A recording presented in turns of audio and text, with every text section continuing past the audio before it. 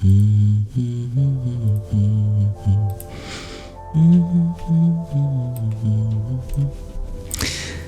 don't we start with the Gayatri mantra? Om Bhur Swaha Tatsavitur Varenyam Bhargo Devasya Dhimahi Deyo Yonah Prachodayat.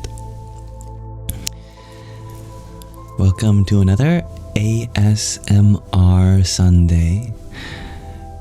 On Sundays, I like to make the extra special intention of holistically bringing you relaxation, affirmation, validation. In content, it's not so different from our regular live streams, but I try to put in the extra effort of not diving into anything controversial. Nothing that'll keep you up, but otherwise it's relatively the same. So welcome.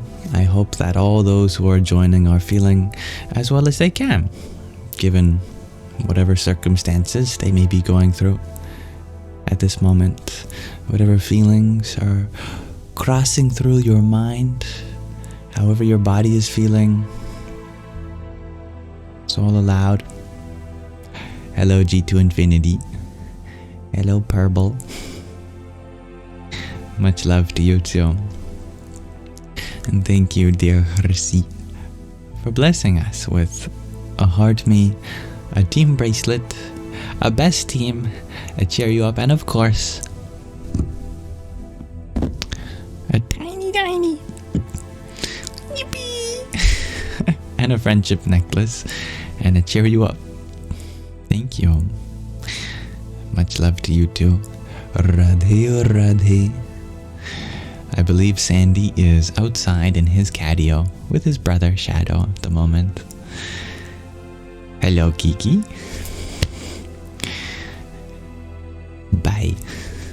Thank you for addressing me with such respectful terms. Good evening, Laurie. Thank you for your heart me too, dear Laurie. Hare Krishna. Now, I would love for all of us to come together as fellow students of life, to uplift each other, relate in one another's experiences, and share positive sentiments. Hello Jen. Hello Rachel. Thank you for your tiny as well, Laurie. Yahoo! Fox Forever, you shared that you ate 2 donuts today. That's good. Doctors recommend 2 donuts minimum. Maybe not for health, but for happiness. Don't quote me on that. Good evening, DSL. Fox Forever, you share. You felt dumb because you got oranges at home for sugar craving. Well, now you have the opportunity to eat donuts and oranges. Even better. Purple, you share that my videos where I talk in Sandy's language, you replay the first part on loop. I'm glad you appreciate that. I think it's a little goofy thing. I just love Sandy. He deserves to be included. And thank you, dear Vanessa, for your rose too. Om Namah Shivaya. Hello, Humble. Good after morning noon, everyone. I like that. Universal. Hello, Madeline's. Good morning, Carrie Rose from another part of Earth we call England. Laura, you have been reading The Subtle Body. You highly recommend The Sukshuma Body. Yes. Oh, how important it is to get in contact not just with our physical body, but with our subtle body also. I am feeling very cozy today indeed, Vanessa, and I hope you will be joining me in the coziness of the Sangha today. Hello, Connie. I am well, thank you for asking. Gabby, you had asked if eating unhealthy foods affects your spirit. It's a good question. Of course, unhealthy food affects our body, and that has an effect on our mind too. Of course, it's not just the food that we put into our body, it's the choice that goes behind the food. And making healthier decisions strengthens our mind, and it strengthens our body too. So if it affects the body, if it affects the mind, does it affect the spirit also? The good news is that ultimately, no. Nothing can affect the spirit. This is by definition, because it's formless, indivisible, untaintable. It has no attributes that can be influenced in this way. It is transcendental to the material. So no matter what you do to your body or your mind, your spirit is always in its fullest potential. Your spirit never has to heal from anything, but the body and the mind, they absolutely do. And because as a spirit, we are given dominion over our body and mind, we still have to take good care of it because it's our vehicle in this world. In the same way that if you scratch the paint on your car, that doesn't affect you. It might affect how you feel about your car. But truly, just because your car gets scratched, that doesn't mean that you get scratched. But we still have to take care of our car, of our vehicle. Hello, dear Goli. High on Life, you had wondered if I have a favorite movie that moved me spiritually. Children's movies are so spiritual, aren't they? I mean, they kind of have to be, because children are innately spiritual. The things that they're interested in are innately spiritual. Subtle themes of love and loss connect us with our source. My favorite childhood movies like The Iron Giant, oh, that moves me very deeply. What was another movie that I watched endlessly as a child? The Incredibles. Yeah, I loved that movie too. The Lion King, very spiritual movie. I think I watched Cars many times too. I was a big Pixar kid. Pixar has great writers. And Cody J, you share I should read stories to people. Well, we're just about to get into a reading actually. So you're in luck.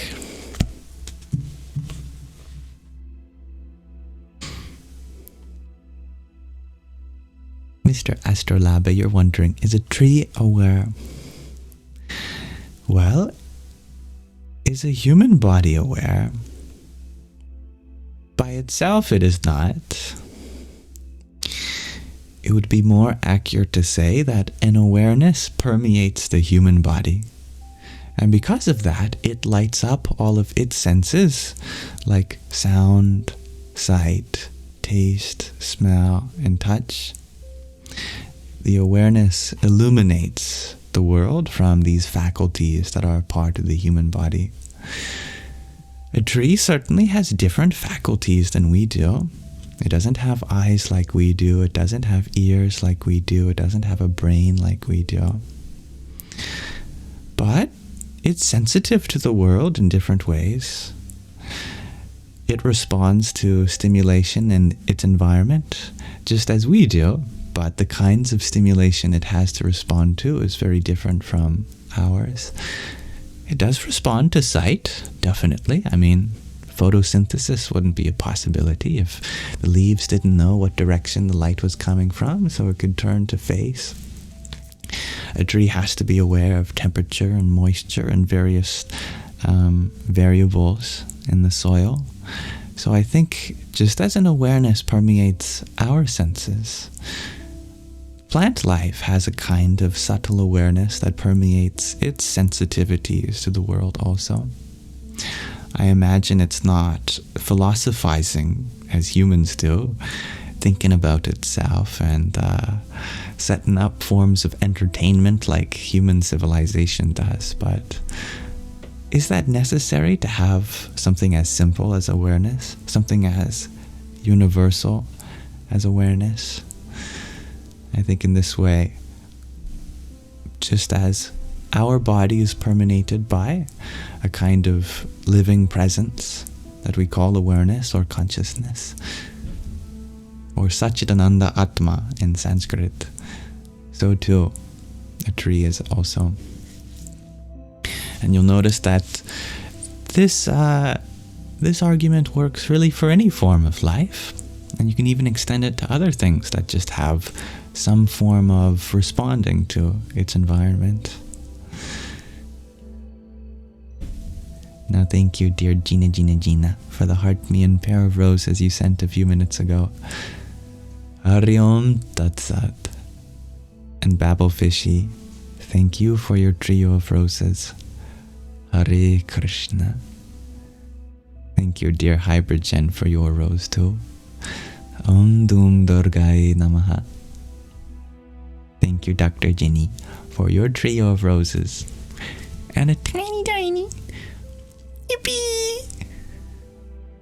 And Eveline, thank you for your friendship necklace and your finger heart. Here's one for you too. Om Namah Shivaya. Hello Veri. Hello Gio. Hello Lola. I've only been live for 10 minutes so far. Hello Naomi. Welcome Dr. Jenny. Brando, you had asked a funny question. What's the stillest thing in my experience? Okay, it's not as funny as I thought. I thought it said, what's the silliest thing in my experience? But my answer remains the same, actually. The stillest thing in one's experience is, of course, the one who is experiencing. Because all experiences have a corresponding dynamic, kinematic, changing component. Everything appears to us through some change. Without change, we wouldn't be able to perceive the flow of time in that way. Therefore, the stillest thing cannot be a part of the experience on the side of the object, but on the side of the subject, the witness itself, just like the light source which projects upon a movie screen is unmoving, yet it illuminates the whole of the activities of the movie. We are that stillness, the background of the whole experience. Hello Ragnhildar. I'm doing well, thank you for asking, dear Chloe.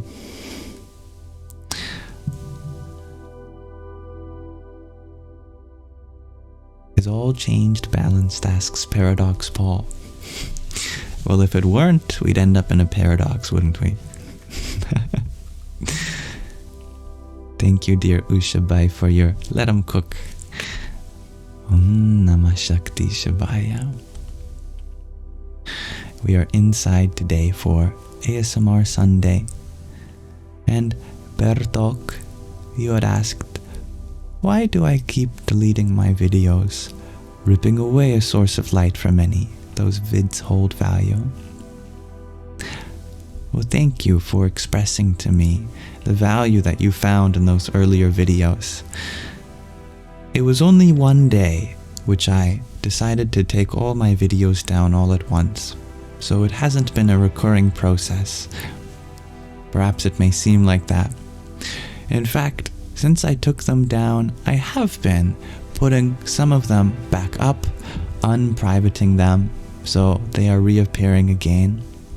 But you speak as though I did this as a sort of punishment, to take away something of value from someone else.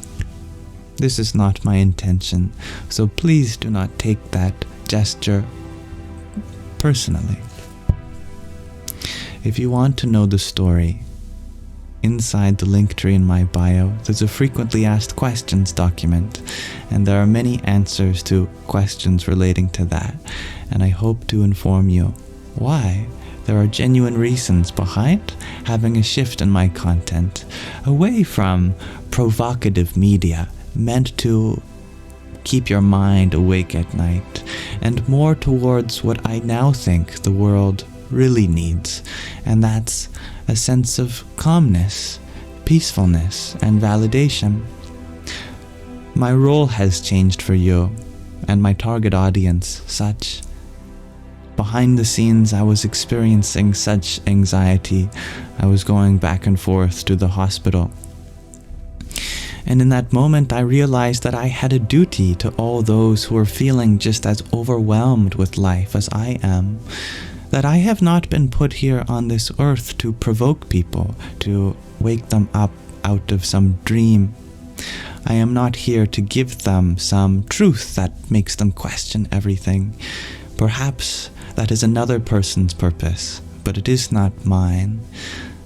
I am here to affirm you, to give you peace, relaxation, and validation, and that does not come from the strategy that I once employed going viral on TikTok with my videos on transcendental dimensions and perspectives that were harmful to those who are struggling with their mental health. I am here to put at ease questions, not give you ones that make you provoked.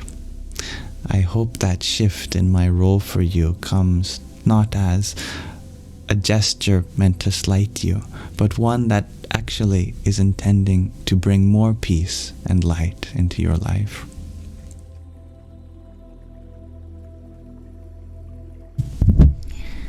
So please feel free to read the frequently asked questions page in the link tree in my bio. And if you have any follow-up questions, please let me know. But I have a question for all of you. Today I'm asking you, what truth do you find to be the most comforting?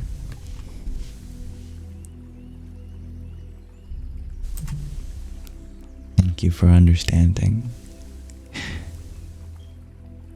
And thank you, dear Dr. Ginny, for the little crown you sent too. Hare Krishna. Thank you, dear Usha, for the heart me as well. Om Namah Shakti Shivaya. Jill, thank you for your trio of roses. Radhe Radhe.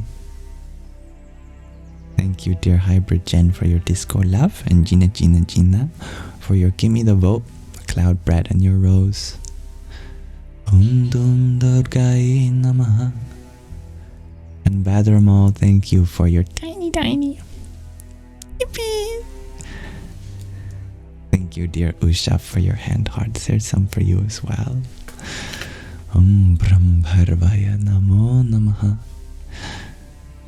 And Eveline, thank you for your heart me and applause. There's some claps for you. And thank you, Usha, for another 3 roses. Alright, now that I've given some time for the question of the day, Nicole, you share the truth that all of us die one day. You won't be alone in that. That's a beautiful aspect of that truth that can be comforting indeed. Nick, you share, we are all born and die in the same spirit. Speaking of which, I love that too. Andy, you share the truth that we are all taken care of no matter what happens. Just requires a little trust, doesn't it? Rosie, you share, things always get better and light is always at the end of the tunnel. Indeed. Hello, Anazak. Thank you, dear Lori, for your disco love you sent a minute ago as well. Hari Om Tat Sat. Thank Thank you, Pidge Pens, for your tiny too. Yahoo! And Jeremy, thank you for your finger heart. Hare Krishna. And Badarmal, thank you for your heart me. Om Kring Kalikaye Namaha. Pidge Pens, thank you for your pair of roses too.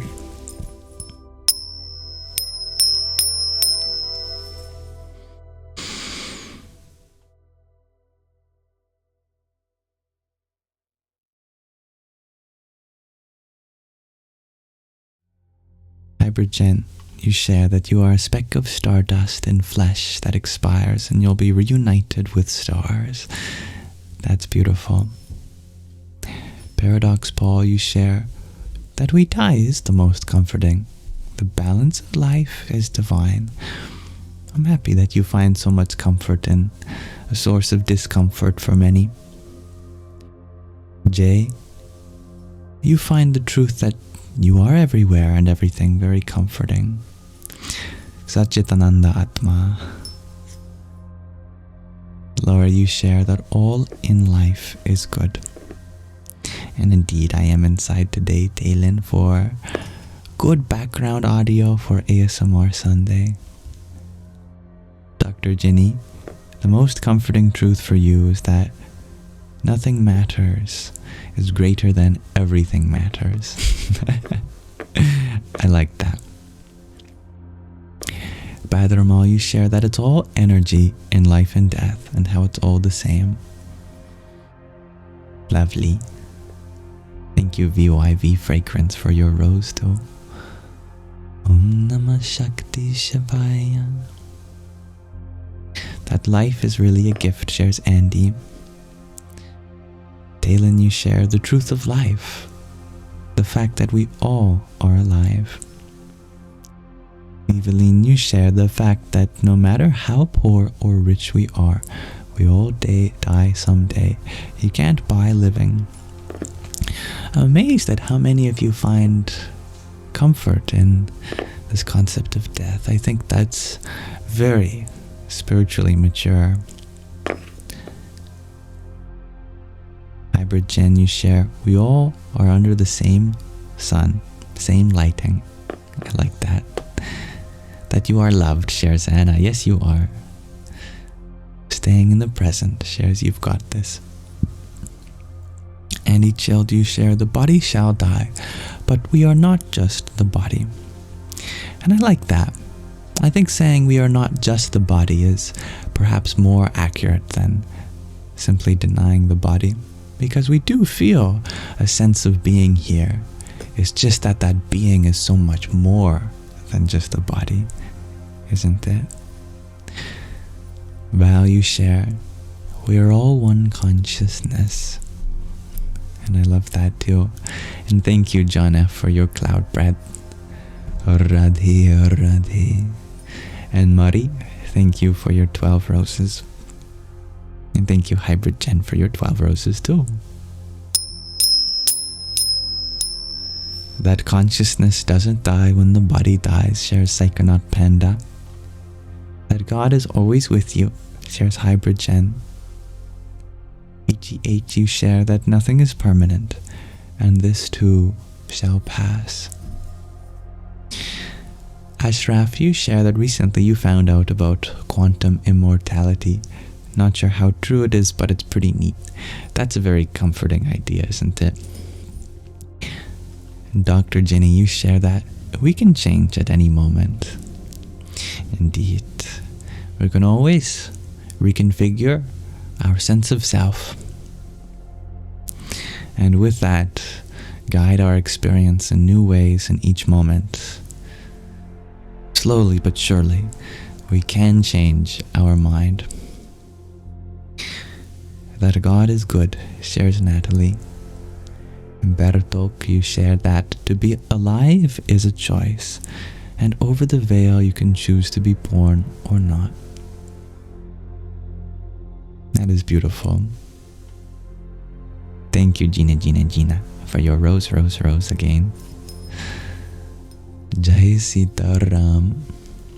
And Badramal, thank you for the pinch face. That is a very cute gift. Hare Krishna. Thank you, Anazek, for your heart me too, and Mari for your pair of roses.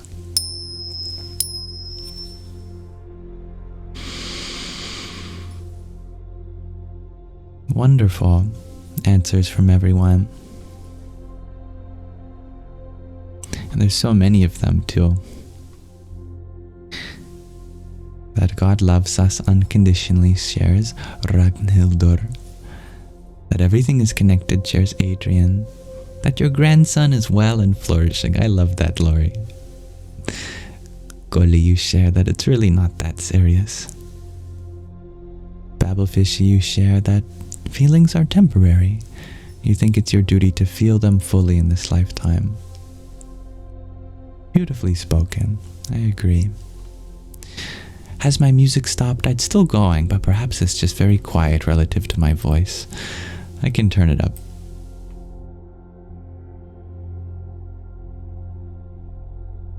This is a quiet song.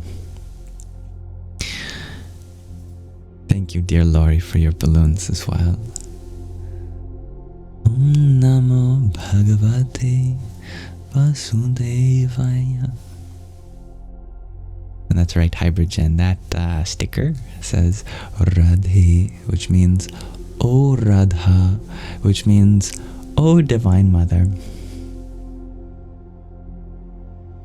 Thank you, John F., for your friendship necklace, finger heart, and a tiny yippee. Nume, you're wondering what was in my hands. These are manjira. They're little hand cymbals, and they sound so wonderful.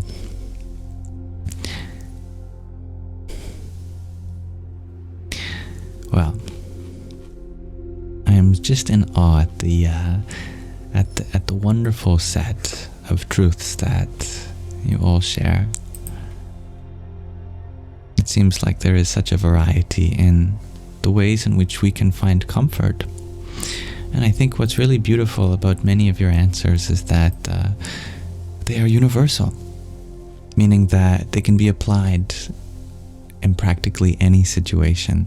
And I think that's beautiful, that there are some things that are so powerfully true that we can carry them with us everywhere we go and feel the comfort. Just read some more. G2 Infinity, you share the love we search for externally is always within. Thank you, Jay. John F., you share we all hold our own truth of the source, and we're all correct. I think that's so important to say. Yeah. Thank you, everyone, for making me feel comfortable here. That's such a beautiful thing to share, Lori. Thank you for adding to that comfort. Jay, you had shared that your friend is feeling strong rejection from someone she is in love with. How can you be of comfort? You are such a good friend.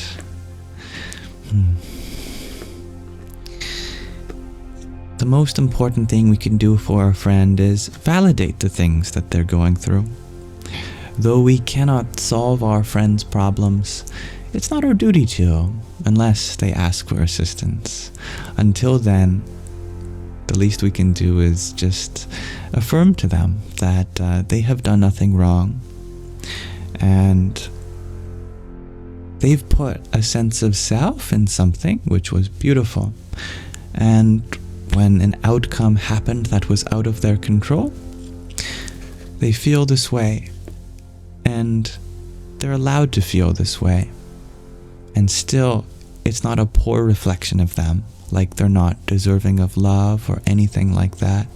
It hurts to feel rejected, but no matter how many times you do get rejected, that doesn't mean that you're not meant to be here, that you're not lovable, that your love isn't worthy of being received.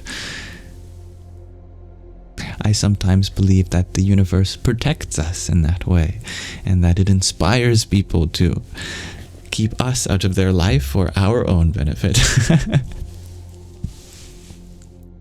So I think we can have trust in that.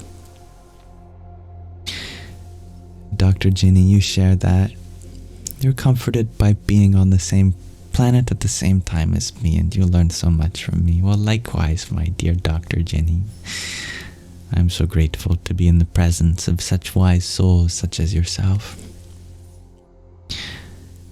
And thank you, dear Hybrid Gent, for your paper crane. Om Namah Shakti Shivaya.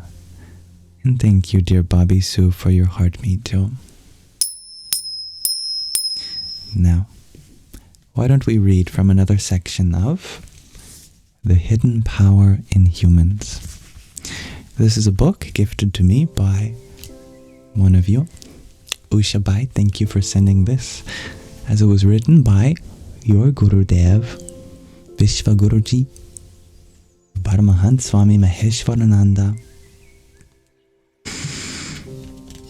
We're going through the Svadhisthana Chakra, which is the second of the human chakras, the sacral.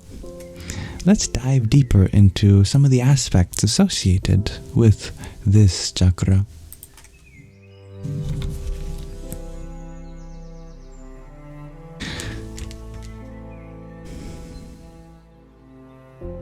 Let's talk about lethargy, which is one of the more negative aspects associated with this energy center. Laziness and a lack of commitment to anything are not only harmful, but also make us discontented or grumpy and allow our talents to atrophy. But unwinding and relaxing after work are important and beneficial for our health. A period of relaxation should always follow tension. As with everything in life, we need to discover a happy medium. One-sided development of any aspect of life is not beneficial to our progress. Through doubt, we make life difficult for ourselves. Doubt creates conflict. It divides the cohesiveness of confidence into duality of certainty and uncertainty. But first and foremost, self-doubt burdens our own existence, and the inner conflict it creates weakens our will to achieve, and through this, our uncertainty increases even more. On the other hand, doubt can be very useful when it guides us in our critical analysis of Maya, material existence. Doubt is a function of the intellect, called buddhi in Sanskrit. God gave us the intellect to enable us to differentiate between right and wrong, and to make the correct decision. Dispelling doubt brings us certainty, peace, and composure. With these qualities, we become a pillar of society and can help others overcome their doubts. When we shed the inhibiting effects of doubt, the path towards clarity and a deep faith in divine guidance opens before us. Many people think that they are able to deal with their emotions simply by expressing them. Unfortunately, this alone may be a serious mistake, because exactly the opposite may occur immediately. If we give way to the desires of the Svadhisthana Chakra, they intensify reciprocally. It's a tough word apparently, and poison our inner self. If something or someone stands in our way, and we allow our desires and passions free rein, the ego shows its quote-unquote claws. Rage builds up inside us. This draws out an even stronger weapon, hate, whose fire is further fanned by envy and resentment. And joining this pernicious gathering of forces as allies are greed and vindictiveness, which finally ignite the explosive charges of violence and cruelty. Daily, we hear, see, and read what terrible things have been caused throughout the world by feelings of bitter resentment, anger, jealousy, and acts of violence. When we look at the scenes of devastation caused by us, self-doubt naturally arises. We become conscious of what we have done, but do not know what to do about it. Usually we react to this by blocking out the events, suppressing our feelings, and pushing them down into the subconscious. All too often we stifle with the tender stirrings and understanding and improvement by laziness and lethargy. How we handle our tendencies and qualities is always crucial. Whether we cultivate and use them positively or negatively, whether we use them egoistically and inconsiderately, merely for our own benefit, or whether we use them for others with love, understanding, and sympathy. When a country is at war, communications and the postal services are the first to be disrupted. For as long as we are at war with ourselves, for as long as the quote-unquote dark qualities are in the majority and the ego rules the roost, and for as long as we are cut off from contact with the divine self, we are unable to hear God's call because we are too deeply caught up in our own inner dilemmas. We pray, Lord, make me an instrument of your peace. But in order to attain a state of peace and harmony, we must first convert our negative energies, which expresses itself as desire, annoyance, quarrelsomeness, bitterness, and resentment, into a constructive and creative mental attitude. Peace is like a candle in our hands. To look upon our environment with the light of peace means to bring the world a loving attitude, kindness, trust, and understanding. Anger and jealousy make the heart close. In reality, the entire universe is within our heart. We should open our hearts and allow everyone to feel the love and warmth within.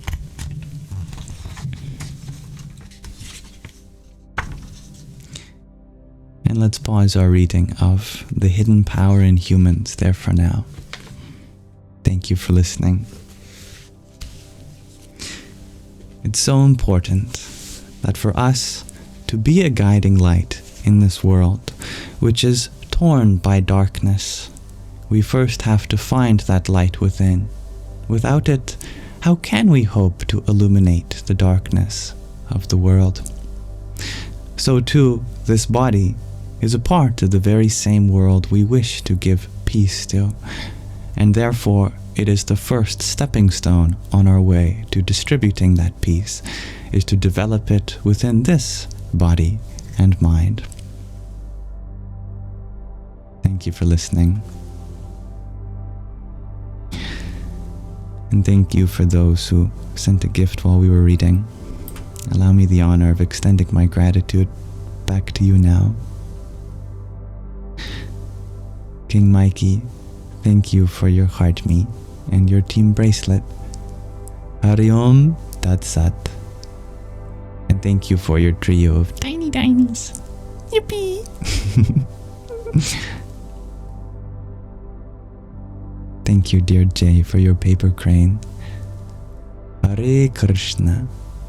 And Bobby Subeka, thank you for your heart me as well. And Hybrid Jen, thank you for your paper crane.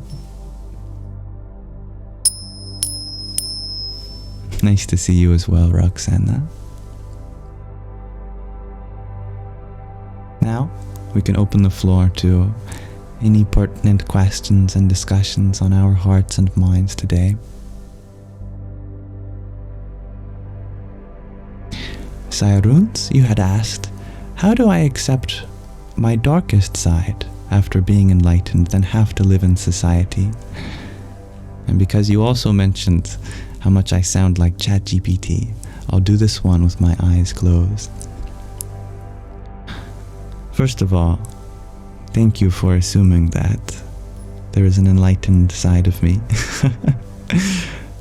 I have a long way to go myself, and I am just a fellow student on this spiritual journey. So I hope you enjoy the path as we embark on it together.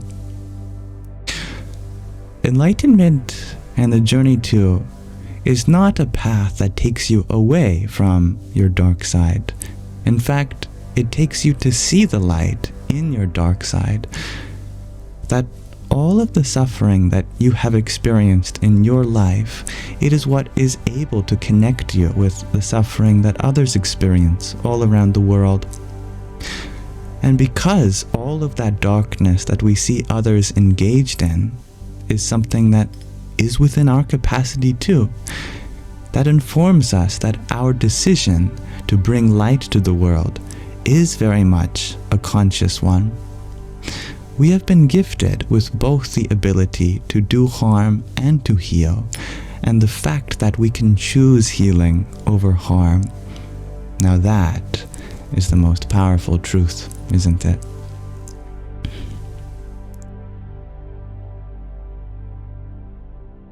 I hope that answers your question. Auntie, you share that it has taken a lifetime for you to understand this, and you're only 38. It has taken many lifetimes for us all to edge our way closer to the realization that this world is allowed to have its problems. We are responsible for what we are capable of doing with that. We don't have to solve all the world's problems, and especially not overnight. But we have all been gifted unique ways in which we can understand this universe, which we call home. And our unique perspective is what allows us to chip away at this infinite puzzle of living harmoniously on this planet, hurling through the void. I believe there will always be a conflict going on in the world, but not to the mistake of the world. It is not that the world will always need our help, but because we will always be in need of help. In need to help, but also we provide others with opportunities to help us and develop their beingness too. Nonetheless, just as we are infinite and this world is finite, what we perceive as an absence in the world is just the infinite completion that is possible. We can never count our way from one up to infinity, but we can always go higher in the direction thereof. So too, this world might be at whatever level you want to measure it at. Level 1, level 100, level 1,000,000, level a Googleplex. But even if we get to a number that's how many orders of magnitude higher in terms of the goodness we've added to the world, there's always infinitely more good that is possible. And on one hand, this is a negative thing because we won't be able to solve all the problems that are possible.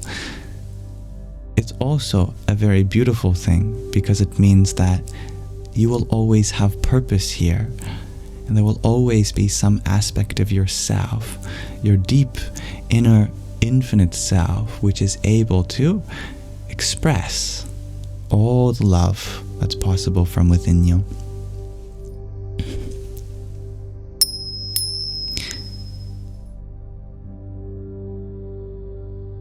Thank you, Ragnhildar, for the trio of roses you sent moments ago. And Vanessa, thank you for your finger heart. Dum Durgai Namaha. Salutations to the fierce mother. And Bobby Soup, thank you for your team bracelet and best team. Kring Kalikai Namaha. Thank you, dear Gina, for your pair of roses also. Radhe. And I love that Jay. The darkest of night provides the opportunity for any light to shine brightly. Thank you for sharing your blessings, Jay. Thank you, Jeremy, for the heart me as well. Om Brahm Bhairvaya Namo Namaha. Thank you, Peter Schaefer, for your rose too. Hare Krishna. And Shakira, thank you for your heart me. Jai Sachitananda. Victory to truth, consciousness, and bliss. And King Mikey, thank you for another tiny yippee. And thank you for sharing infinite love from Argentina. Fade, I don't know how to pronounce your lovely name. Fede. And Bobby Sue, thank you for the cheer you up. Om Namah Shakti Shavaya. Thank you, Jeremy, for your team bracelet and your best team too. Radhe, Radhe.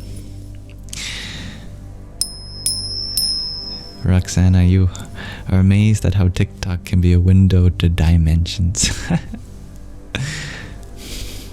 We give social media a bad rep, but everything that is powerful has the capacity to use that power for both good and for harm. It matters how we use our technology, and there's a lot of good potential for these platforms too.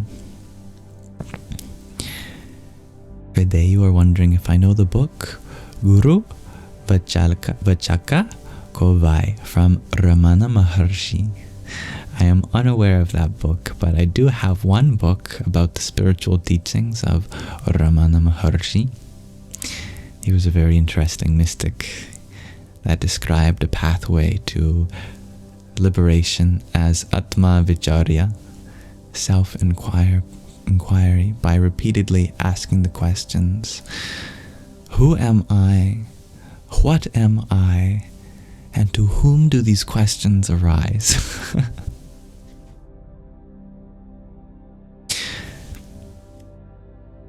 Thank you for finding value in my words, Jeremy. Thank you for your time too. And thank you, Badarmal, for your 9 fires. Om Dum Durgai Namaha. And Maila, thank you for your heart me too. Radhe Radhe. And Hybrid Jen, thank you for your trio of roses. Maila, you were wondering if someone could pin that book, the book that Fede mentioned, Guru Vachaka Kovai. Well, I hope you can take a screenshot. Maybe that would help, but I don't know if I have the ability to pin a comment. If I was streaming from my phone, I could, but my apologies. Thank you, dear Laurie, for your 11 roses too. Om Namo Bhagavate Vasudevaya. Thank you for finding any wisdom and compassion in these messages, the guy from TikTok. All healing that is possible is a potential that exists within you. A doctor, no matter how good she may be, she can stitch up your wound, but she can't initiate all of the platelets to come and block the bleeding, all of the T cells to come and start fighting, all of the other cells that go about and repairing, and your DNA to start decoding itself through proteins to assist. All of the healing that's possible within you, it comes from you. It comes from a source within you. It may be directed and guided, but I could never take credit for it. Laura, you share that I deserve 1,000,000 roses. I think the world deserves 1,000,000 roses and so much more. There's a lot of suffering going around in the world right now, and I'm very grateful to be able to be in a position where I have peace that I need to give others, because it is not just me who deserves to feel peace, it's everyone around the world. Thank you, dear Bobby Sue, for your quartet of finger hearts. Hari Om Tat Sat. Dan Suela, you shared that my latest video on AAVE is so insightful. It would be great to hear more about what I learned. Well, thank you.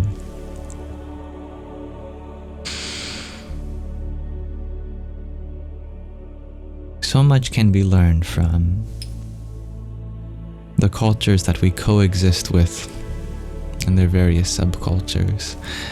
And it all deserves to be heard, not because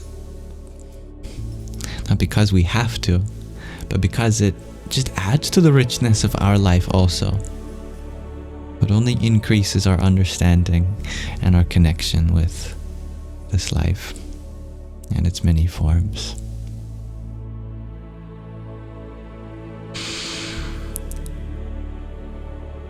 Malman, you shared that you just lost a friend to some very bad decisions and you're so angry it's destroying you.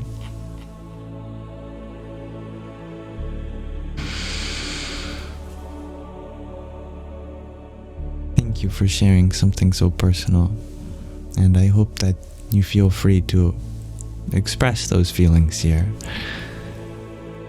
It totally makes sense that anger would be an emotion that arises in loss, especially when it relates to decisions that could have been made better. I love what many of our guests are sharing with you in the positive. I hope you hear them out as much as you do my words. As Alfie Sloan says, it's not a loss, it's more room to grow. And I think that's very beautiful, that you've pointed out that there is a lesson to be learned, at least in the decisions that could be made next time. You are grieving a loss, and that's natural. You have so much love in your heart, or so much room for expression of happiness with this person, and as they are out of your life in another capacity, some space is made for you to reflect on the decisions, and it's not your duty to self-destruct based on what has happened, although it feels like it. Your heart is going to continue beating. Your lungs are going to continue breathing. Every part of your physiology wants you to stay alive right now. And it will continue to do so for as long as you are destined to be here. Even though our feelings may be so intense right now, that doesn't mean that there has been an irreparable mistake when it comes to your happiness. You might not feel like maybe you even deserve to feel happy right now, and that's very humble. But still, peacefulness is always a possibility for every being, as it is for you, as it is for the friend that you've lost, just in other ways. Peacefulness is not something you can ever exclude yourself from, because it's a part of your being. Whatever we do when it comes to the path of peace, we ultimately come back to ourselves, and that implies something very beautiful, is that you cannot ever be separated from that which you are. And I hope you take the time to grieve as you need, and relieve yourself of any self-destructive thoughts or feelings or behaviors, because just as you have experienced the loss of a friend, people don't want to experience the loss of you in any capacity either. So take care of yourself, practice forgiveness, and the lessons that come out of this will absolutely make up for any negative feelings in the moment. I am sure of this, because what would life be otherwise?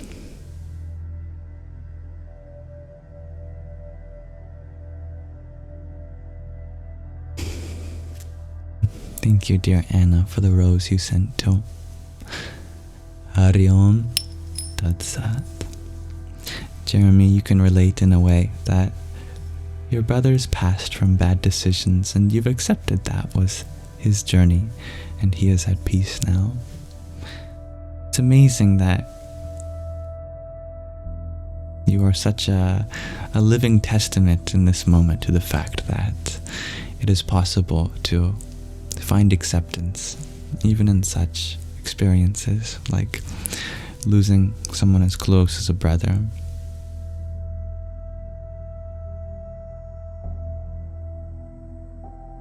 Thank you, Anazek, for your quartet of roses too.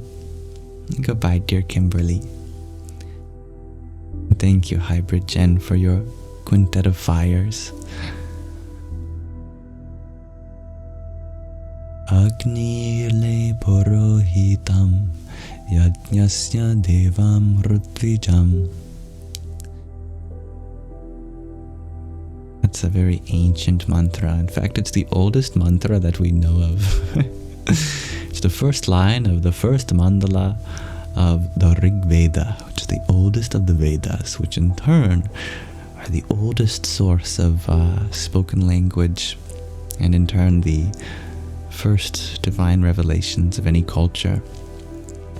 It's a hymn to Agni, to fire itself.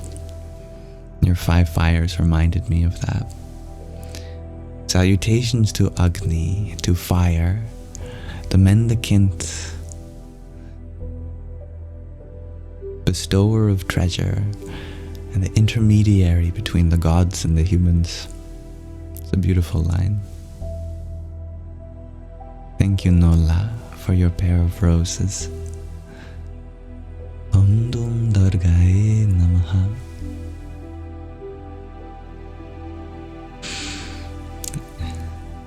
Alice, in Wonderland, you shared that you found peace for yourself in my words. Oh well, they're yours just as much as they are mine. And all the peace you have to find is within you.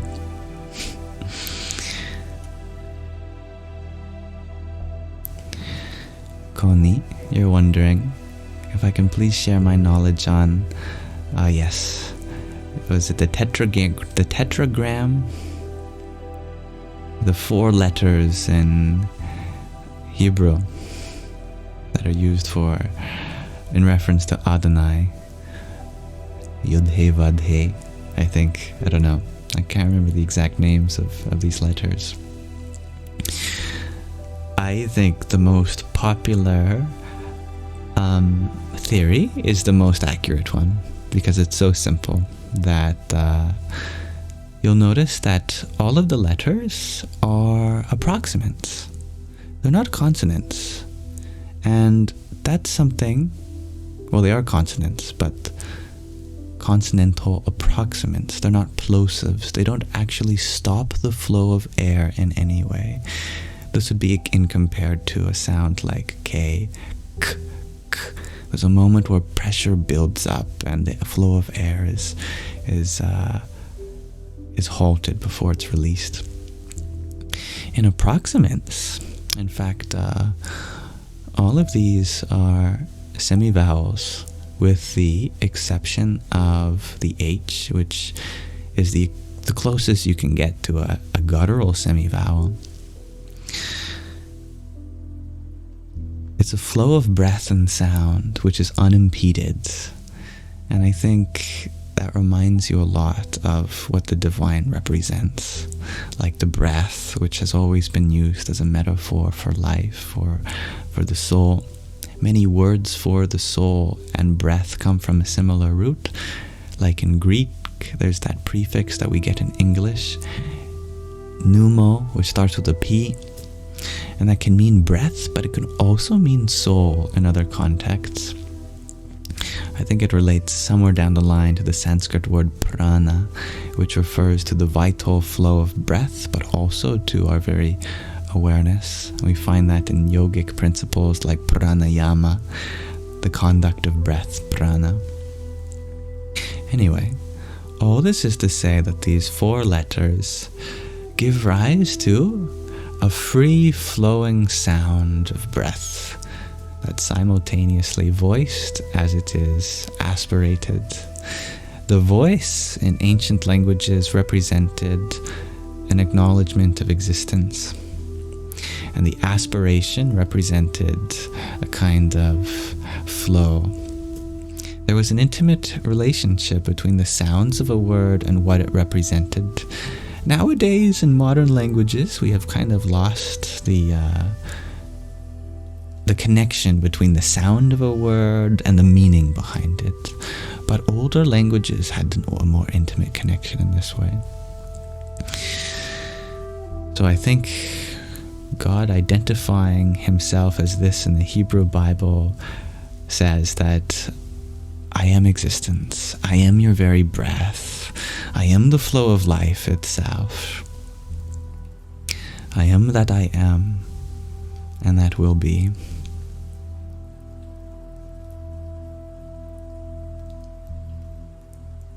Mirto.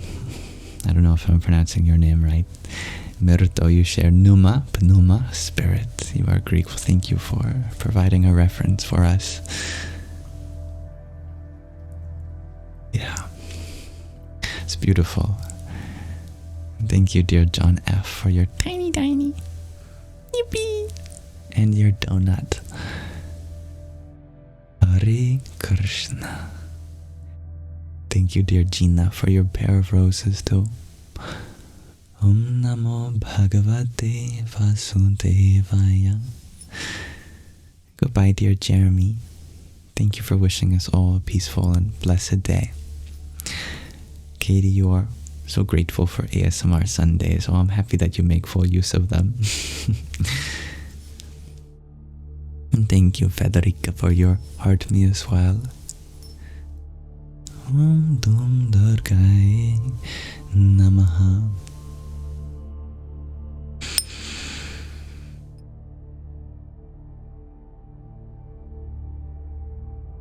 Hello, BB. This is your happy hour. Aww. Well, it's a more healthy happy hour, I hope, than other usages of the term.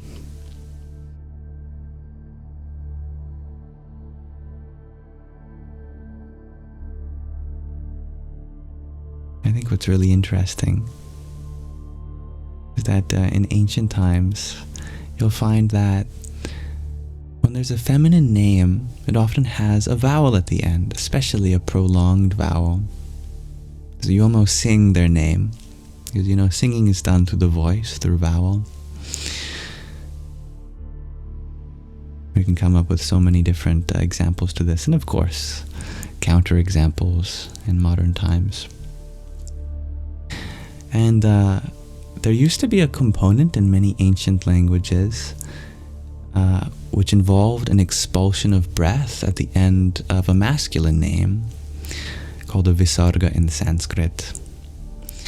So you'd sing the end of a feminine name, but you'd exhale, you'd breathe out at the end of a masculine name. And I thought that was such a beautiful duality that we should really bring back. Anyway, you can sing any name and aspirate any name too. Murdo, you had asked, how can you feel protected from bad energy? Don't even give bad energy a single thought worth of your attention. The thing about bad energy is that it's endless. If you try to go about minimizing the bad, you'll never get to the end of that. It's like playing a game of whack-a-mole. You hit one mole and another one comes up somewhere else. It's just how the mechanism works. So, if we're in a state of mind, if we're in a position in our life where we're just trying to remove all of the negativity, we'll just never get to the end of it. And many of you can probably appreciate this, that if you try to just make everything separate from the bad, from anything negativity, there's just always something more that you can do. But the good news is that this infinite nature of negativity also has an aspect relevant in the positivity too. That if we go forth in search of bringing on the positive, then we'll also never run out of positive things to do. So, one way to try to be happy is to minimize the negative, to separate yourself from negative sources. And that's an endless journey. And another way is to seek out positive sources. And that too is an endless journey. But which endless journey will you be most successful in? In my opinion, it's the second, the latter. Going in source of the positive, going in search of the positive. Then you'll continue to maximize the difference between the positive and the negative in your life, and you won't be worried about trying to deal with all the negative. So my goal for you is to not even worry at all about negative, about bad energy. Just bring more good energy into your life, and that will replace the bad, like osmosis.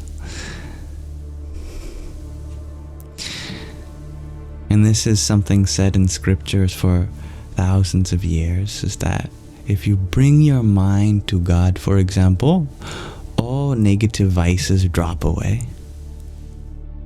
There's a story that goes with it.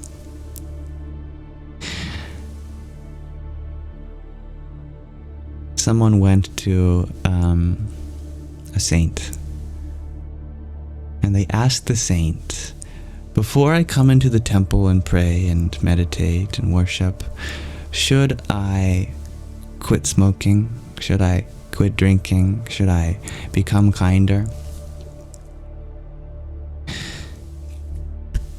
And the saint said, my dear, should you get yourself clean before you step into the shower?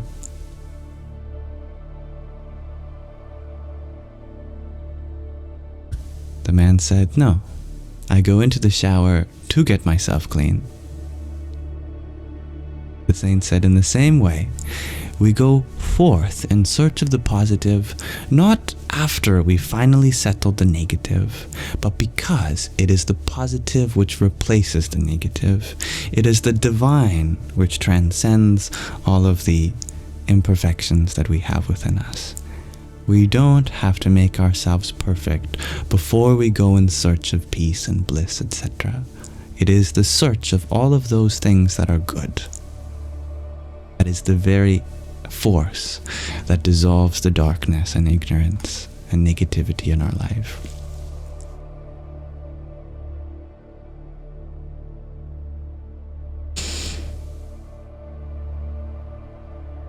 And thank you, dear Gina, for your pair of roses. Federica for the heart me. I think I thanked you both for these. But Salty, I hadn't thanked you yet for your heart me. And Baker's dozen. Oh no, I got a lisp now. Thank you for your Baker's dozen worth of team bracelets. Hari Om Tat Sat. And Kami, thank you for your heart me. Hello, dear Aurora. How long are we staying on today? Well, perhaps another hour. A nice 2-hour live stream, I think, is a good chunk of time.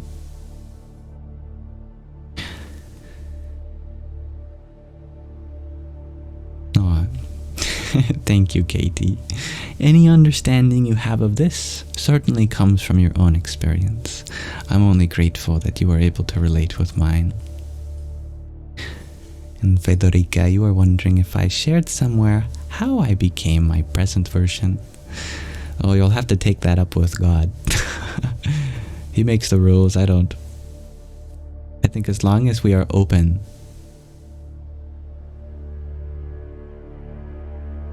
and that's the end of the clause, as long as we remain open, we all can continue to learn and become more understanding.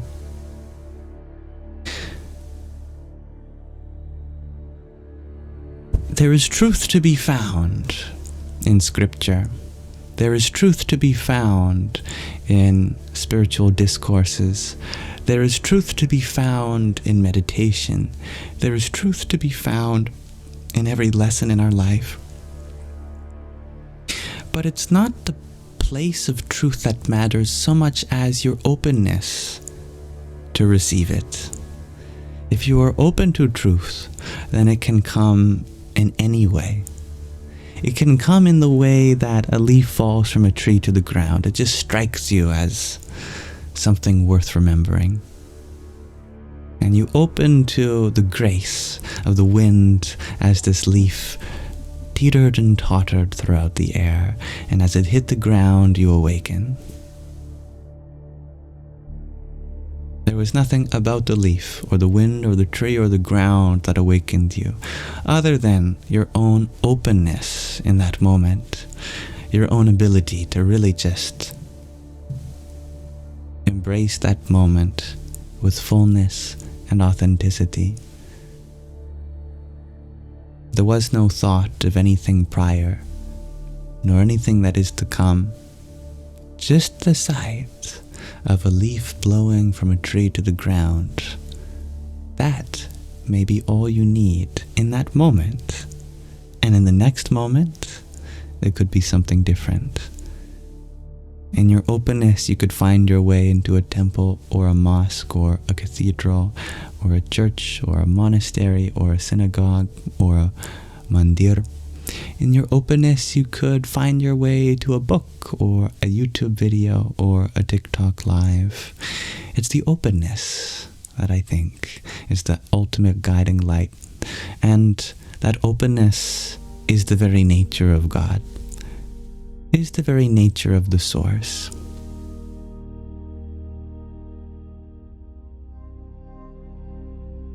One cannot be the source of all things without having an open room for it to be.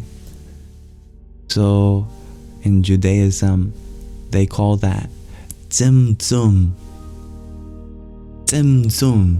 That there is an opening that is made, the tzim, and then the contraction of which, like a bubble popping, which gives rise to this dynamic creation, the tzum.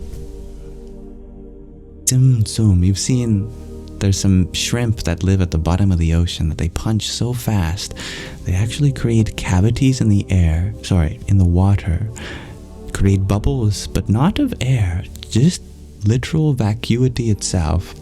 And when they collapse in on themselves, light is formed just for an instant. It's a very beautiful phenomenon. Something moves so quickly, creates a cavitation. That cavitation collapses and light is momentarily produced. Tzum. Just as that ability of the source is present in a small capacity in the shrimp. Or did I say lobster? I think it's a shrimp. That ability is in all beings, just in different capacities. In a spiritual capacity for a human being, it's our ability to open. And then from that openness, we are filled with divine light. To speak poetically. Practically, this means to put our thoughts aside for the moment and embrace this experience of life as it is. It means to forgive. It means to relax. It means to live a little lighter and appreciate the preciousness that this moment has to offer.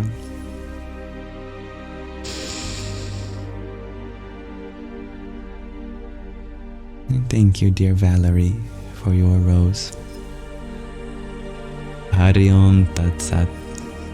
Shrimp memes are making their way around the internet again. It's good timing.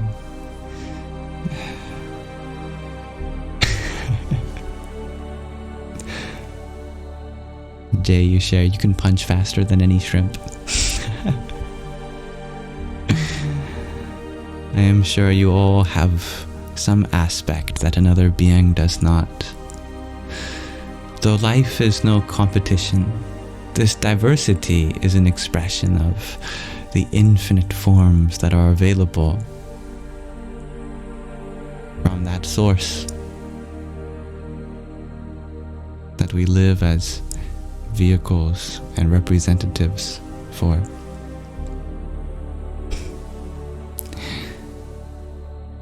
Thank you, dear Hybrid Jen, for the balloons you sent. Radhe or Radhe. And thank you, Brandon, for your 54 roses. Om Namo Bhagavate Vasudevaya. At this moment, you are doing a lot, Brandon, for the sake of your family and home. And that effort definitely deserves to be acknowledged without invalidating the relapses that are natural on anyone's journey to overcome an addiction. But every time we fall, we have to keep getting up again, because we are not defined by how long we are standing or how long we are laying, but the dedication to which we keep getting up again and again.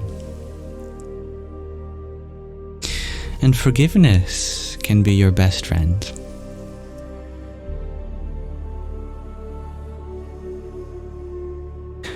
Forgiveness doesn't mean that you're allowed not to put in the effort. It means that at any point in which we could have made more effort, we use that possibility as a reason to get up again. Shame is always going to be a component of our journey. But as we are learning from this Buddhist monk, Pema Chodron, there is a difference between a positive shame and a negative shame. In a negative shame, there's no use. There is never a place for a shame that limits you, that takes away from your faith in yourself, discourages you from making a difference. But there is a positive aspect of reflecting on our actions. The uneasiness we feel is proof that there's something more we could do next time. Learning from that, we can make a difference and continue to do so until our head is above the water and we've learned to swim.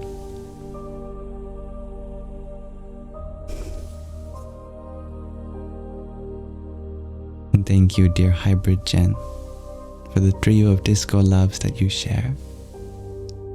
Hari Om Tat Sat. And Tapini, thank you for your heart me. Hare Krishna. And Vanessa, thank you for your disco love. Om Namo Bhagavate Vasudevaya. Marcy, you shared that you thought guilt was useless, but shame was beneficial in some ways.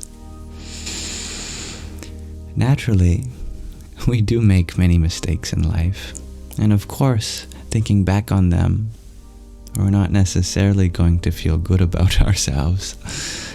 But that's okay, because that lends itself very easily to emotional maturity, as long as we don't double down on the self-deprecation. Instead, learn to forgive by making that vow to do better and growing. Then the shame definitely has a use for the better and a valuable and valid experience. Good evening, dear Kylie.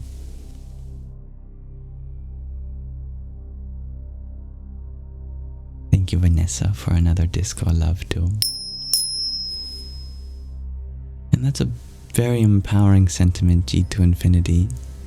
Some souls choose difficult challenges to then be the ones to guide others in their darkness. I love that. Oh.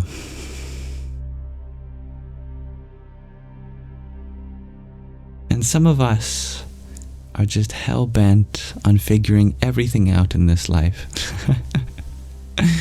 No one says we have to, yet you know who you are, that you won't stop for anything when it comes to realizing the fullest of your potential.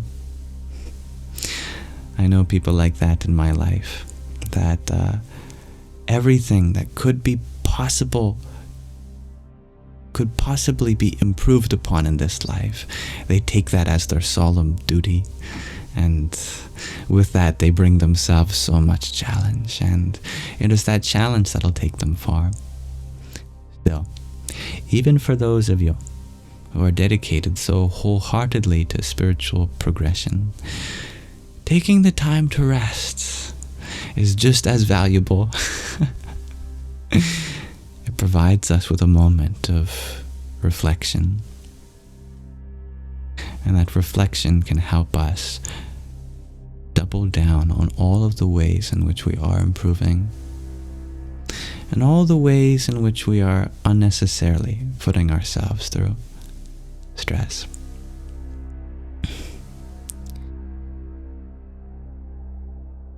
Kelly, you can relate with that. Choosing a gentler way to grow and learn. As the Buddha said, the Buddha underwent severe penances and austerities. This was after he was a prince in a kingdom in which for the first several decades, not several, but a couple of decades of his life, he was given every material desire he could possibly want. So he lived a life of luxury, and still he did not find peace. Peace from the suffering of the inevitable old age, sickness, and death that all life forms have to go through. And so he underwent severe austerities. At one point in time, he stopped eating for months. At another point in time, he pushed his tongue against the roof of his mouth, like mewing, but even more powerfully, that he would create a headache at all times. In ancient times, this was a ritual thought to eventually bring about liberation. And it didn't work. And he was emaciated, and he was suffering. And he realized, after all of the decades of suffering that he put himself through also, that when it came to a stringed instrument, like a guitar, but I don't know if there were guitars back then, if, of course, you don't tune it at all, when you play it, the note's just going to wobble and you're not going to get any music out of it. But if you tune your strings too tightly, they break. They snap. And even though the Buddha was to be the Buddha, he still had a human body. And he had to be gentle with that. And a human mind. What was special about the Buddha was not his body, not his mind, but his buddhi, his intellect. And that's why he is called the Buddha. Because he exemplified the enlightenment, the awakening nature of one's own intellect, one's buddhi. And this isn't intellect in the sense of knowing lots of math,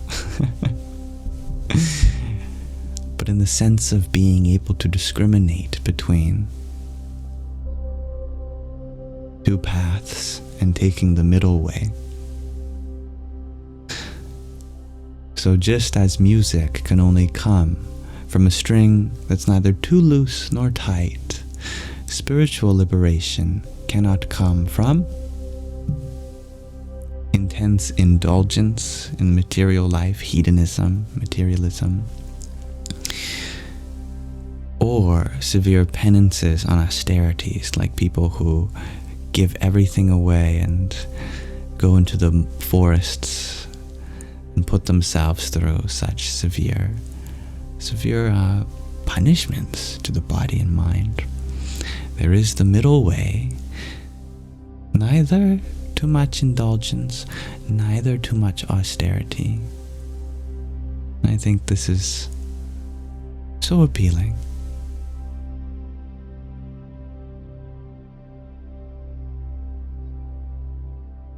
Thank you, dear Babel Fishy, for the pair of ice cream cones that you sent a few minutes ago. Hari Om Tat Sat. And Valerie, thank you for your Heart Me and Team bracelet too. Jai Sitaram. And Pivotal Intent, thank you for your rose. And thank you, Gabriella, for your Heart Me too.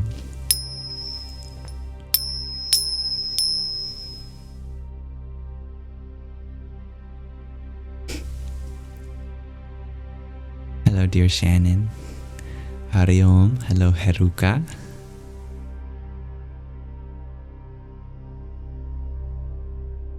Anna, you clarify. So, can you only achieve true bliss through knowledge? Knowledge, or jnana, is an important part of the spiritual journey. And from some perspective, that is the ultimate necessity, but it is not sufficient. In logic, we learn of two types of causes: a sufficient cause and a necessary cause. A cause is sufficient when there may be other ways to attain this result, but wherever you do have this cause, you get the result. And that's a sufficient cause. A necessary cause means that it's the only way. That whenever you see the result, that means that this cause must have been the deciding factor. Some things can be a necessary cause, but not necessarily sufficient, or the other way, or both, or neither. The nature of knowledge on the spiritual path is that it's a necessary cause, but it's not sufficient.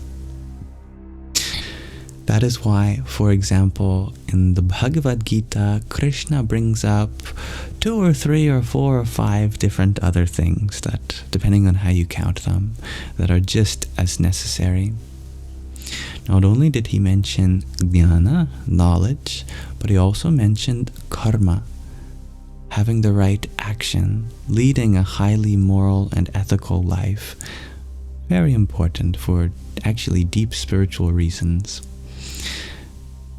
Fulfilling your responsibilities, your duties. That is to say, you cannot merely escape your duties and go and receive the knowledge of the truth and be liberated. We have to fulfill our duties and at the same time be learning about the highest truths for liberation. And also, bhakti, loving devotion, is important. Towards what? All living beings. And the Antaryami, the innermost dweller of them all, of this whole universe. And there's also various other factors that is mentioned that's just as important, like dhyana, meditation. Having that introspective contemplation is important. Buddhi yoga is also one of them, exercising one's intellect. Raja yoga, also important, having a kingly, having a kind of duty to the world in the same way that a king or queen would in their dominion. And Ashtanga yoga, which is the 8 limbs of healthy living, from the level of the body all the way to the level of the mind and consciousness. So there's many factors at play, but you could say that knowledge is the most important. They all feed off of each other. They're all important, but ultimately what we are fundamentally lacking is knowledge of our true self. And it's the ignorance of our true identity, or lack thereof, that causes us to engage in ways that bring about suffering.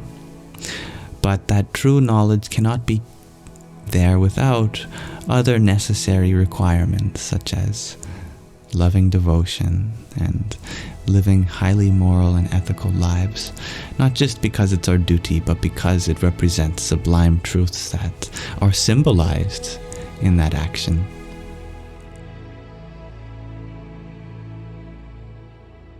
Thank you, dear Gabriella, for the cheer you up you sent. And the heart me. Hari Om Tat Sat. Iki, you share that you think love to everyone is bringing real bliss. And love to everyone is definitely something in line with all of those things. You are right.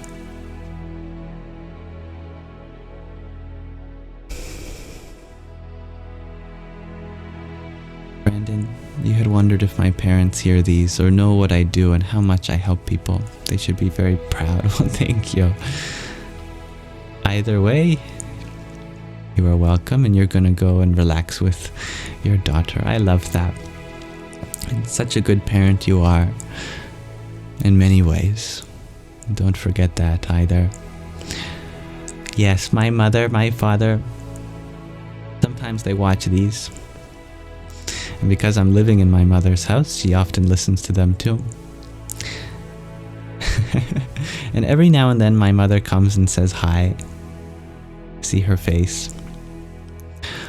I'm very grateful that my parents always taught me that the most important thing for them when it comes to me is my happiness, as long as it's not at the sacrifice of anyone else's. As such, my parents were never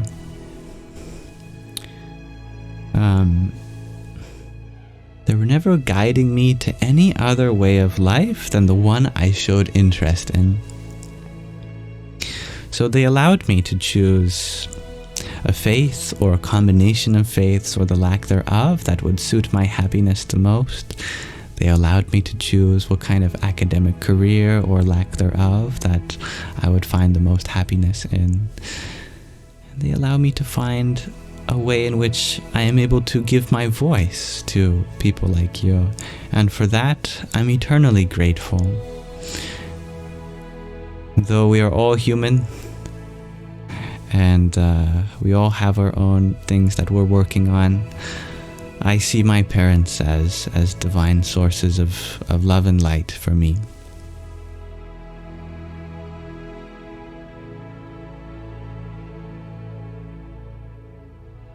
And I believe that in many ways, that sentiment is possible for everyone else, even with different parents.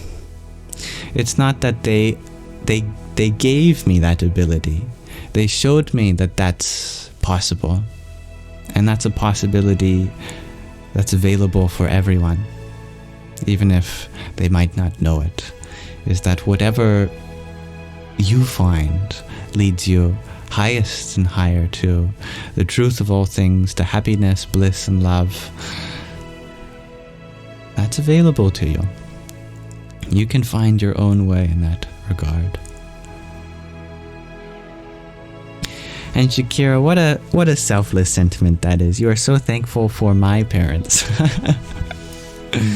And you are also extremely grateful for your own parents. And I am so happy to have you here and grateful for the life that they've brought into the world that we call as Shakipu here on this TikTok Live. Thank you, dear Brandon. Have a good time with your daughter. Much love to your family.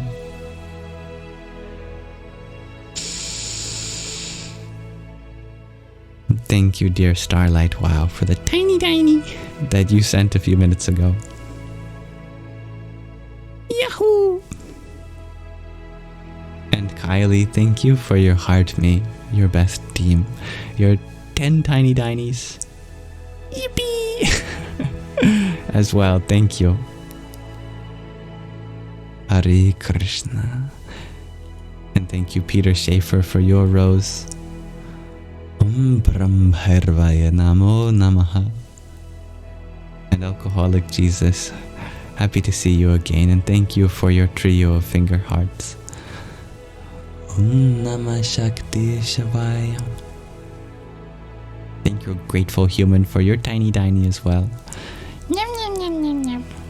And Bethermal, thank you for your friendship necklace, rose, a cloud bread, and a tiny diny.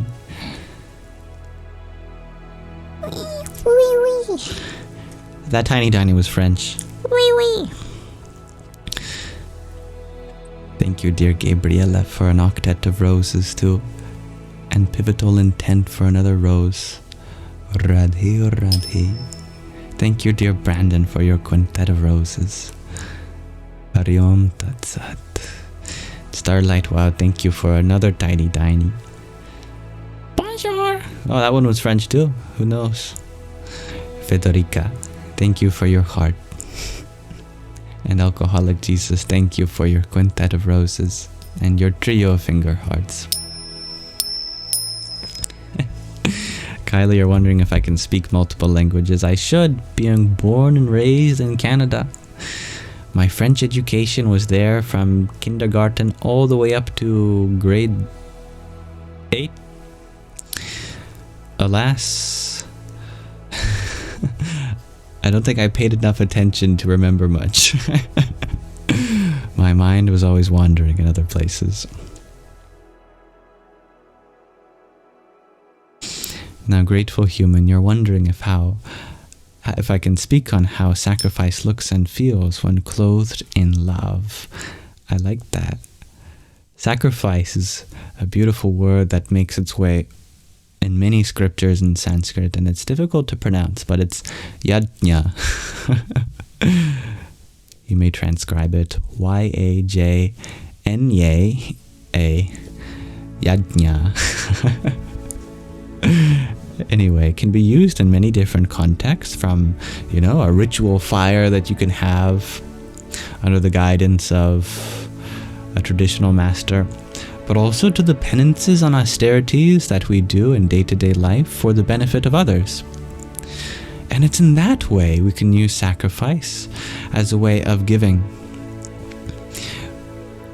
In that context, sacrifice means that with the knowledge that we have enough for ourselves, we give some of our temporary possessions, like time, like perhaps our money, like maybe our toys, like our clothes, to the less fortunate.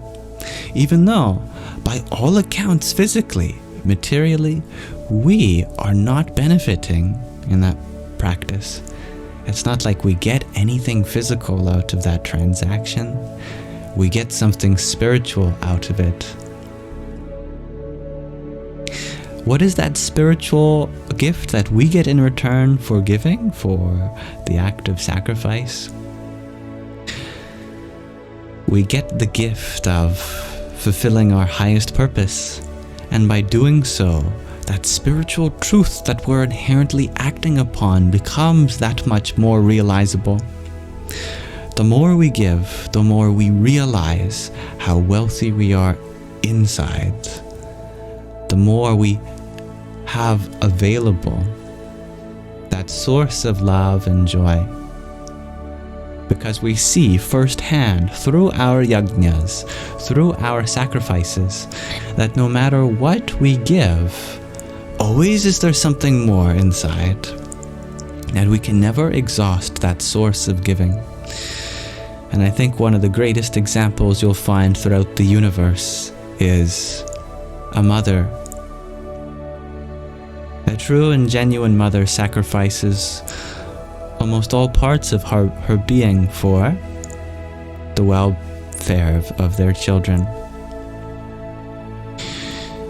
We just have to turn to great mothers in our life or in our society that represent that, and they hold the keys to understanding what true yajna, what true sacrifice really means.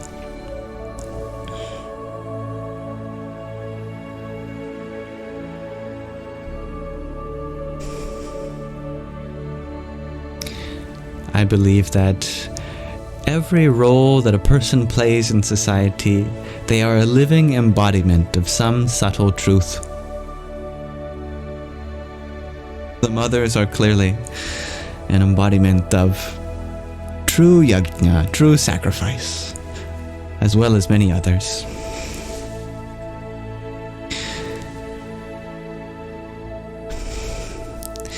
Thank you, Federica, for another tiny.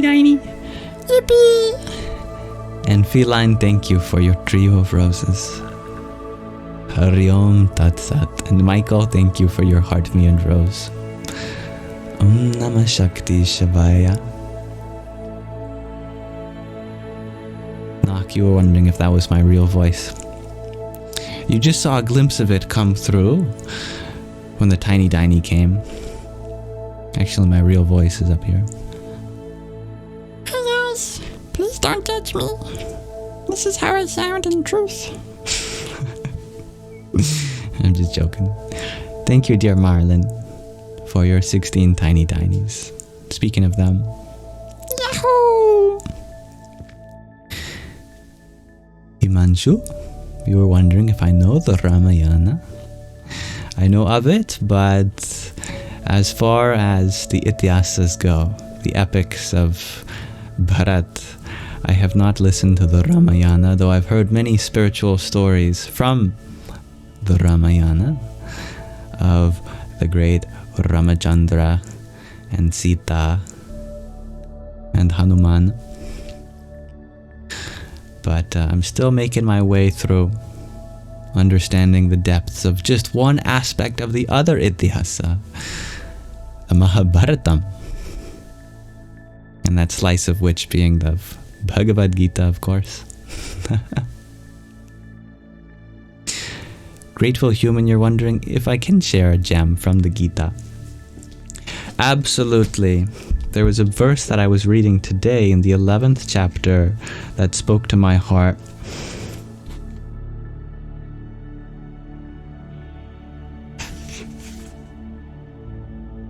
This was the verse that Robert Oppenheimer paraphrased when he witnessed the Trinity test go off and the form of Vishnu and the many-armed form of Vishnu came and spoke to him in that moment. I am become death, destroyer of worlds. It actually comes from this Hindu text, the Bhagavad Gita. It's actually not even a Hindu text, it's a worldwide text. Everyone can benefit from listening to it. This is the 32nd verse of the 11th chapter of the Bhagavad Gita, where Lord Krishna reveals his cosmic form to Arjuna. I'll just read you the verse before.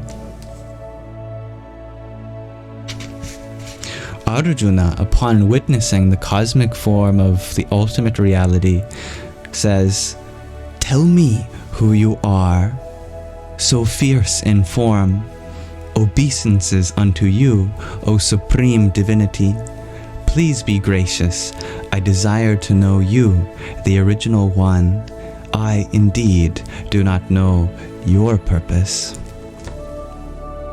And for the last 10 chapters, Arjuna has been taught Arjuna's purpose, his dharma, his duty. But upon seeing the ultimate divinity, now he's wondering, what is the purpose of God? Perhaps now, through listening, he knows his purpose. But what is the purpose of a source, of a being responsible for the entirety of creation? So Lord Krishna says, and this is the verse Robert Oppenheimer paraphrased, "I am time, the mighty destroyer of the worlds, now engaged in annihilating the creatures here in this battlefield. Even without you, all the warriors erased and the confronting armies will cease to exist."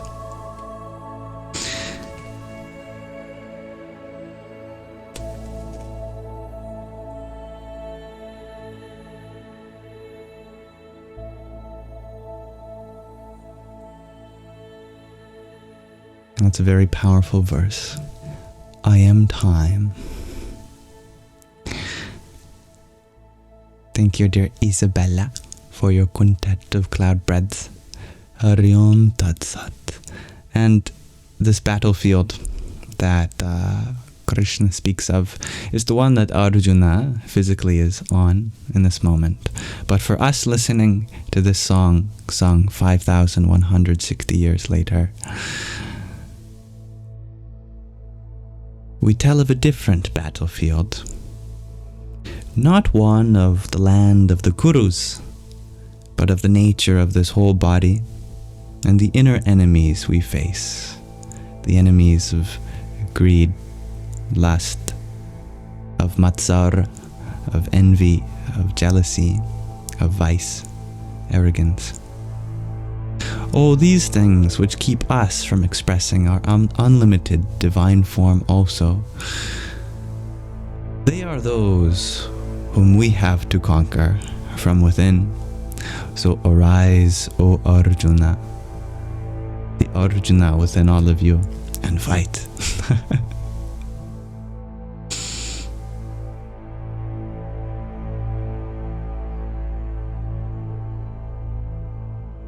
Josan, you share, you're on the battlefield of trying to have cool hair like Shiva statues. Shiva's hair is Ganga herself. Shiva's hair is Yamuna, and Saraswati too.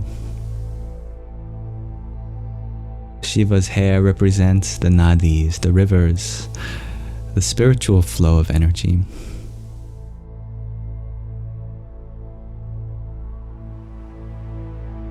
I think our hair will naturally symbolize that river in which we are baptized in.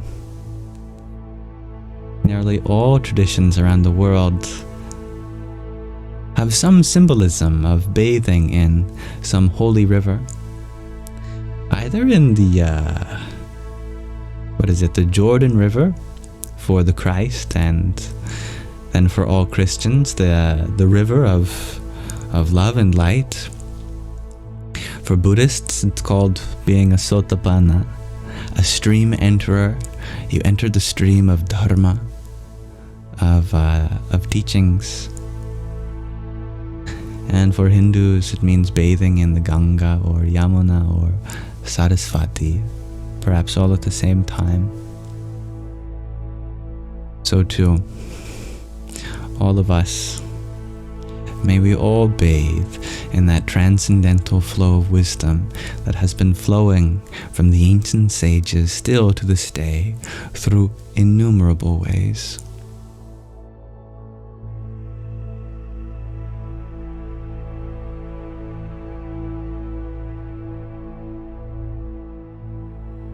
Dansuela, you share that in the 10th chapter, Krishna professes that he is Arjuna himself.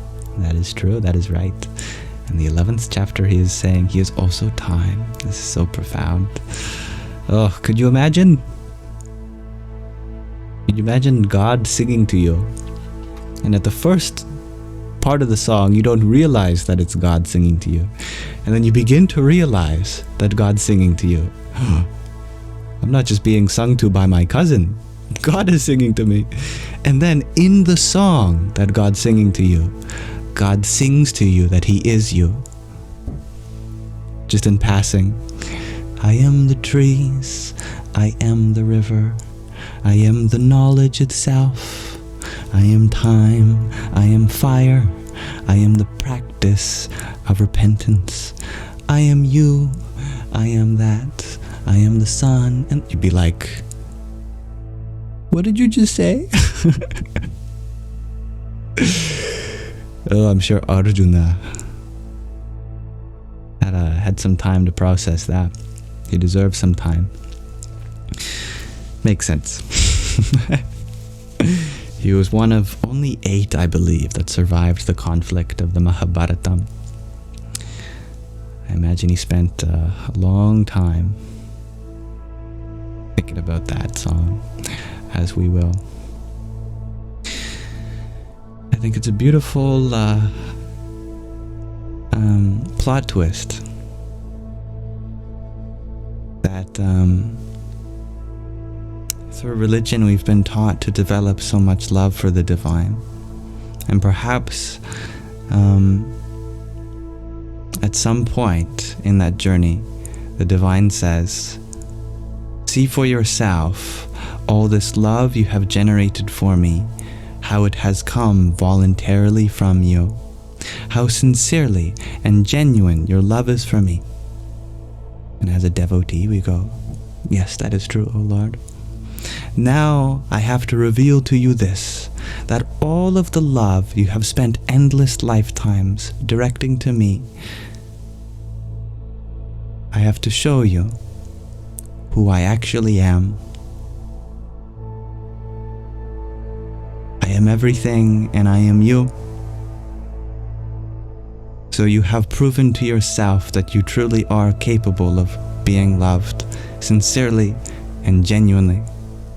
For if your love for me is true, then you must love everything, including yourself so, because you are I also, and I am you.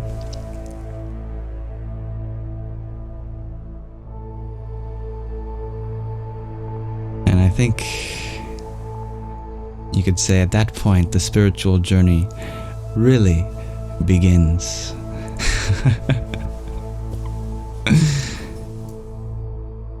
Thank you, dear Hybrid Jen, for your paper crane. Om Sum Zoryaya Namaha. And Anazek, thank you for your finger heart. Or Radhi.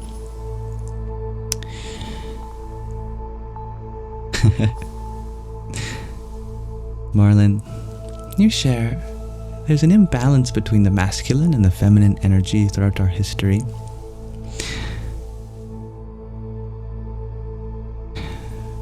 There is a lot of repression of the feminine in both men and women around the world, since femininity is one aspect in every being. And we see that true within the last how many thousands of years. Lots of female-directed violence and lots of women's rights movements around the world, from the ability to even dress the same, to the ability to vote and have equal pay. And we're still fighting such battles in modern society against a male-dominated government and economy. So it's true that in this way there is absolutely something worth balancing that is not quite yet there. At the same time, the force of the feminine has never been silenced, and her voice can never be. The force of the feminine, in the most spiritual sense, is Mother Nature herself. You can't silence Mother Earth, Mother Universe. Shakti is that force which drives all of creation. Yes, it may be a masculine principle that inspired the creation, but in Sanskrit, the word for the force of creation, Shakti, is feminine, and she is represented as a goddess, as the whole universe. And in that sense, oh my goodness, this whole universe is nothing but the feminine, the masculine being the complementary background space in which the whole universe is held. But all of the planets, all of the moons, all of the stars, they are all of Shakti, of the feminine energy. In fact, feminine energy is redundant to say, because if it has energy, then it must be feminine, because energy is what Shakti, the feminine, translates to. In this way, there is a spiritual matriarchy, as there has always been. There might be economic or industrial patriarchy, but do know that when it comes to the spiritual truth of life that is always distributed through the force of the feminine, through the ability of expansion and growth and nurturing and love. And these are aspects available to all of us at all times.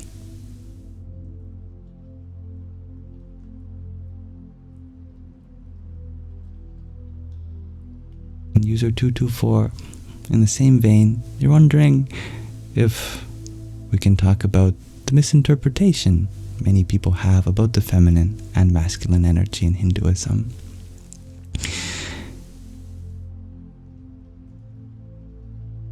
The definition of the feminine and the masculine is the first thing that was decided on upon the beginning of a universe. We all have this understanding that at some time, at some point, maybe it wasn't even a time, but from some perspective, all of this has come from one unified source that has all genders a part of it, at the same time has no gender and is transcendental to it. This unified source that's beyond any sort of duality like that. But from that, there has come a duality, a yin and a yang. The one divides into two, the masculine and the feminine principle. This has parallels in our life.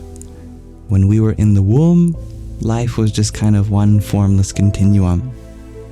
But as we are born into it, we are met oftentimes with a father and a mother. And these form really our first concepts in this life. We have parents, but how do we tell them apart? Well, this guy has a beard.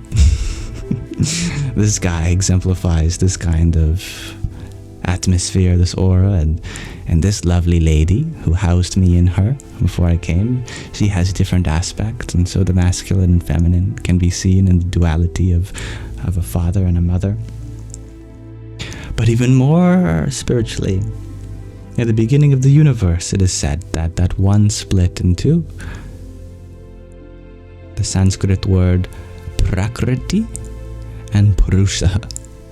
We were talking earlier about how feminine names in Sanskrit have a sung vowel at the end, Prakriti, and masculine names have an expulsion of breath at the end, Purusha. Prakriti and Purusha.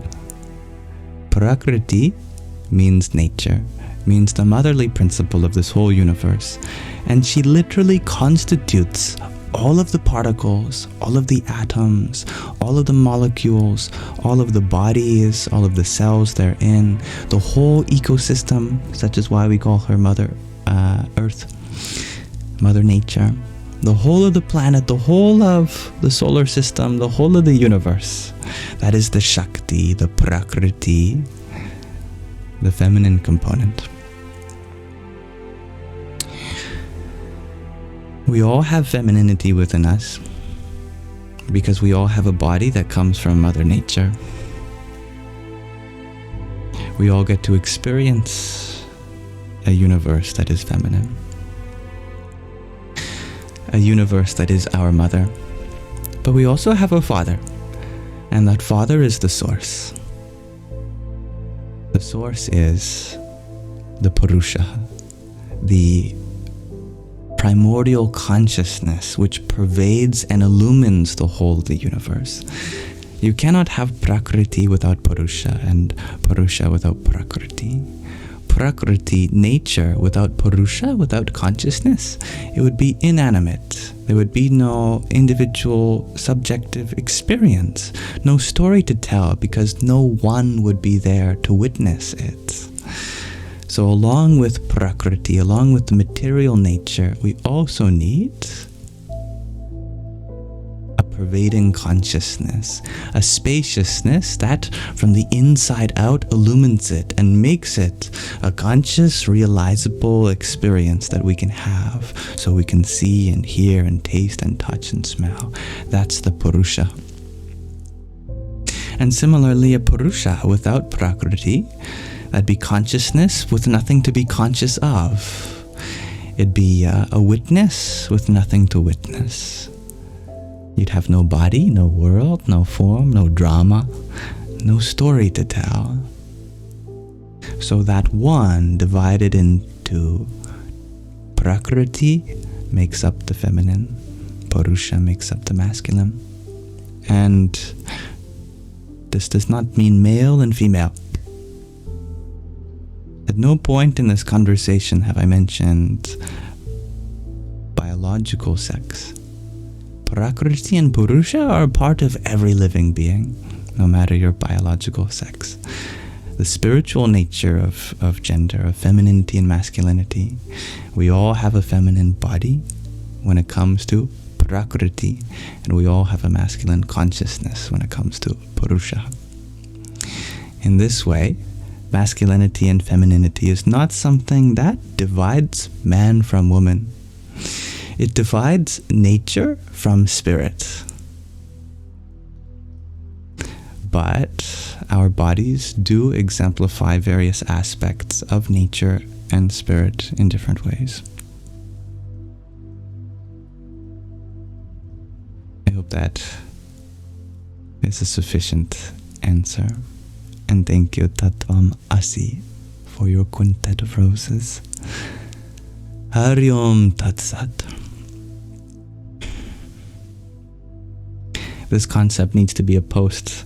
Alright, I can make a video about it after this live stream.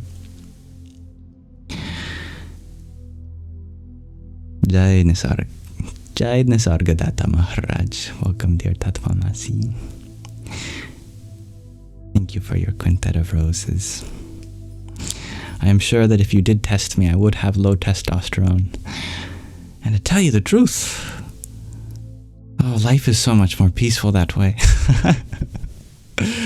I'm not agitated or aggressive. I have much more patience. I have more intense emotions, but I love having an intense experience of life.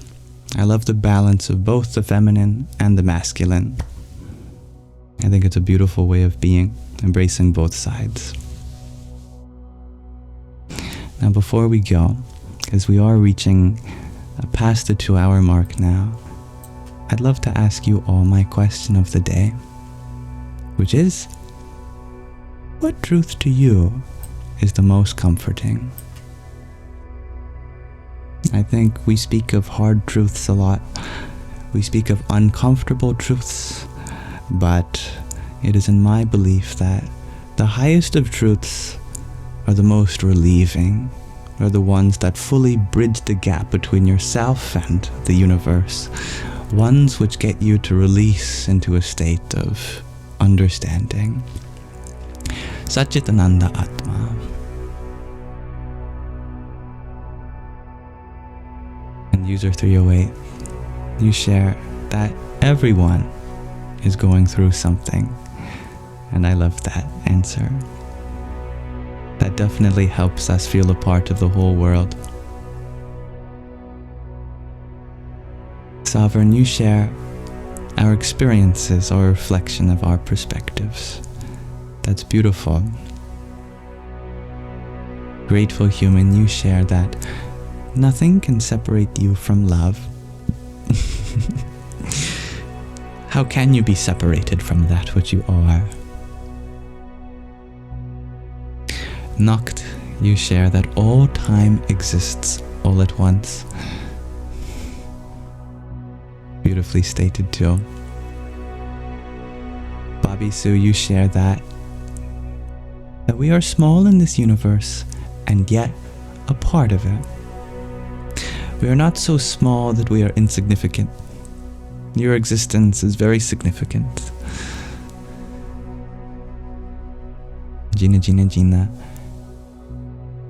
you share love and respect to everyone. Thank you for sharing that, Gina. Dansuela, you share knowing that adversity is temporary and that the source is always with us. Beautifully put. Eclectic Tea, you share this too shall pass. A classic. And Scott, you share the truth that all you search for is within. That night comes later, shares Hybrid Jen. Hello, Dali. We are all one, shares Mary. Mr. Itadori, you share no matter how small, big, rich, or poor, you existing matters. I love that. Iki, you shared that one day there will be no illnesses, wars, pain, and suffering.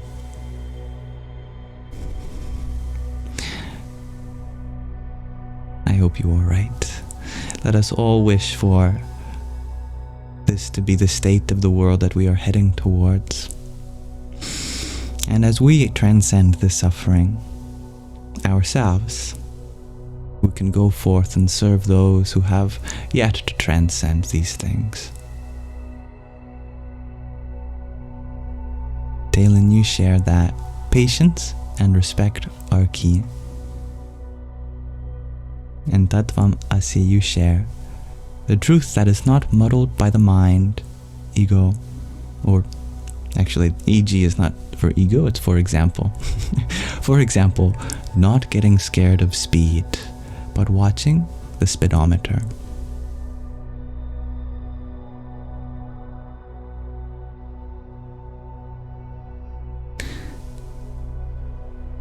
MJ, you ask, is it more important to love someone or to respect them? They're both important. There's no competition when it comes to the importance of various aspects of a relationship. Love and respect are important, and we don't ever have to sacrifice one for the other, because they both can happen equally and simultaneously. Sacral Dharma, you share the truth that impermanence. Nothing lasts, good or bad. Thank you, dear Hybrid for your pair of roses, and Mahina for your rose too. Om Pram Bharvaya Namo Namaha.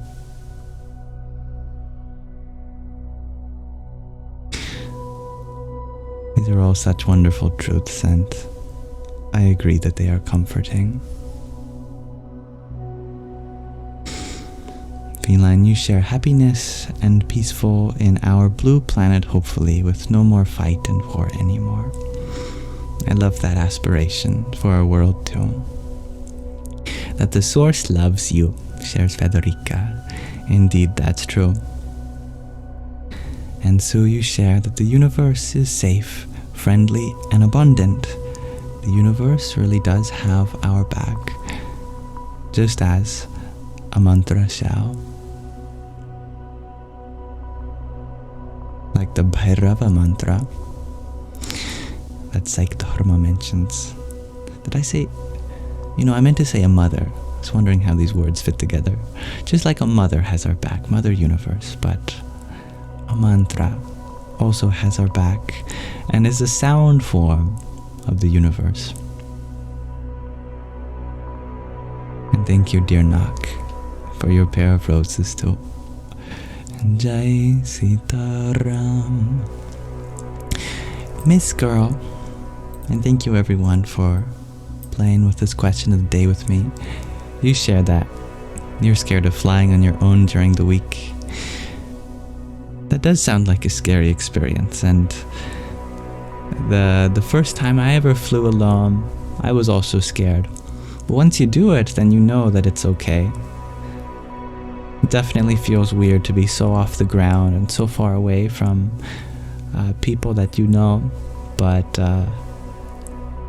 it is a very safe experience. Safer than driving a car. Safer than going on a boat. It is truly one of the most safest forms of travel. But it's a very intense experience, and definitely one that humans weren't designed to process easily. That's for sure.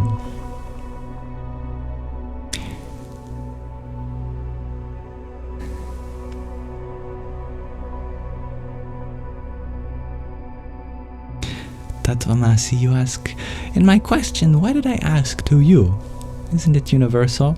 Of course, the highest truths can comfort anyone, but the ways in which we express them and understand them is as unique as we are. So I ask to you, what is the most comforting truth hear your own personal expression of it. And hello, the letter G. It has been a while. I have been doing well. Thank you for asking.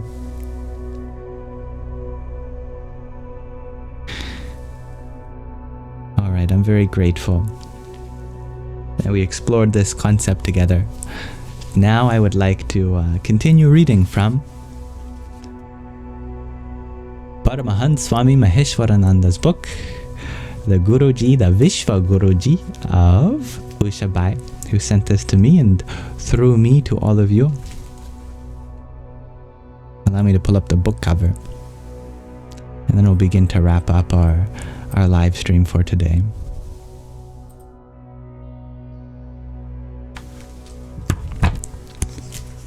Let's go deeper into the nature of the Svadhisthana Chakra, the Sacral Chakra.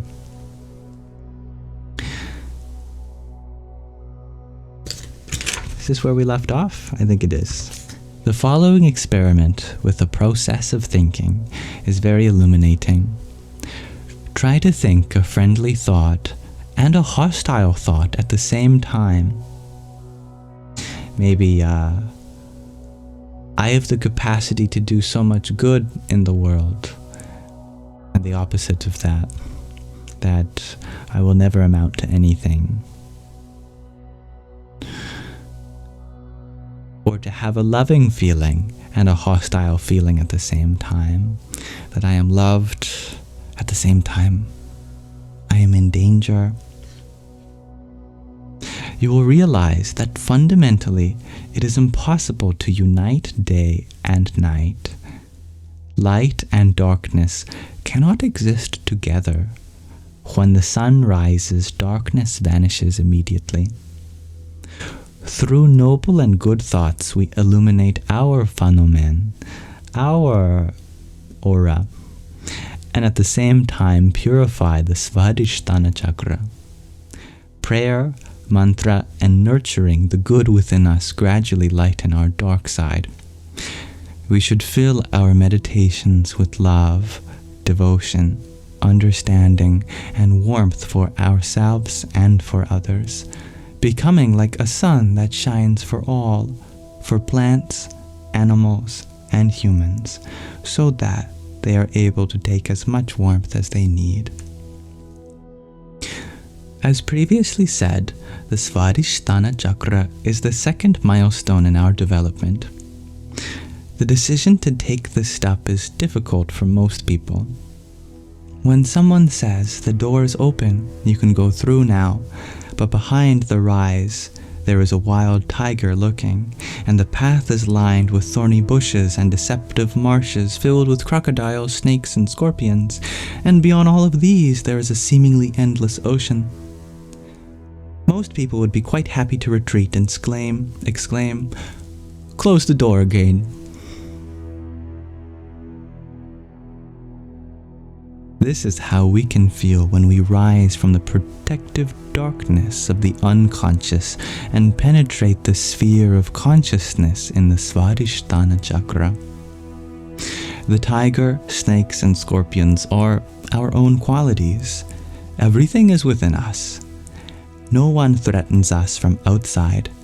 What we are afraid of are shadows that we have given substance to. We ourselves stand as an obstacle on our own path, and it is only we, ourselves, who can clear the way for us to continue. How can we free ourselves? When we let go and give freedom. To give freedom means to have freedom. To free the way for others means to simultaneously free the way for ourselves. Therefore, we should not be afraid, but rather be happy that our consciousness has reached the Svadhisthana Chakra, because a time of new and interesting experiences now begins. Here, the Kundalini is young and impetuous in puberty, so to speak, and subsequent developments naturally present their own challenges. The ego becomes stronger and fights for its feelings and its right to exist. The more clarity we gain, the stronger we become, but we also become more conscious of our weaknesses and problems. When we lie in bed asleep, we do not notice the mess in our room.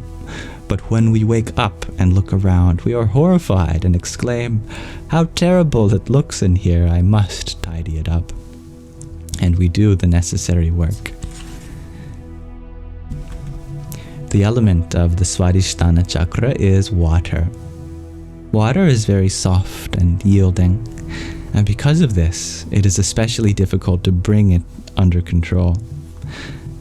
As water, is so difficult to contain, it is also difficult to counteract. Flowing water has immense power. If a dam bursts, the mass of water carves its own channel and nothing can stop it.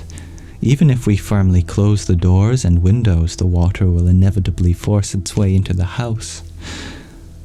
Water frozen into ice is hard and rigid. It only begins to flow when it becomes warmer and melts. In just the same way, the Kundalini energy rests in the Muladhara chakra, the root center, with stiff and motionless aspects, as if quote-unquote frozen, and only begins to flow when it reaches the higher vibrational level of the Svadhisthana chakra. When the chakra begins to flow, it is important to work in a controlled way by purifying our thoughts and qualities and steering them in a positive direction. Otherwise, there is the danger that the mind can become unbalanced by an overflow of unprocessed and previously suppressed emotions. This can cause inner restlessness, insomnia, nervousness, aggression, melancholy, and other psychic disturbances. Therefore, we should not rush, but go step by step, as advised in the system Yoga in Daily Life. The animal symbol of the Svadhisthana chakra is the crocodile. It represents the karma, the action lying dormant in the subconscious. The crocodile is lazy and lethargic, symbolically, but once it becomes active, it develops enormous power and speed that can be extremely dangerous. We also set all our powers into motion when we have a strong desire or longing for something. But once this is satisfied, we again sink back into the earlier idleness. Laziness is a trap of the Svadhisthana chakra, into which it is very easy to step. When the trap is successful, the toughest problems within the subconscious seem to dissolve, and we feel very pleasant in the state we have reached and think that there is no longer any need to progress further. And because of this, the flow of energy falters and the consciousness withdraws again into the Muladhara chakra.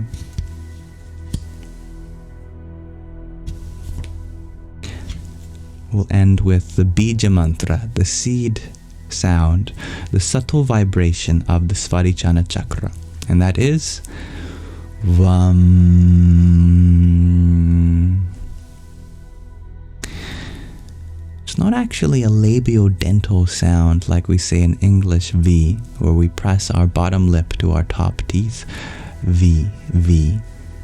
We actually aspirate a W sound. It'd be more correct to say a W, but create a vibration in which it sounds like a V. This is the precise phonetics of this mantra. Vam.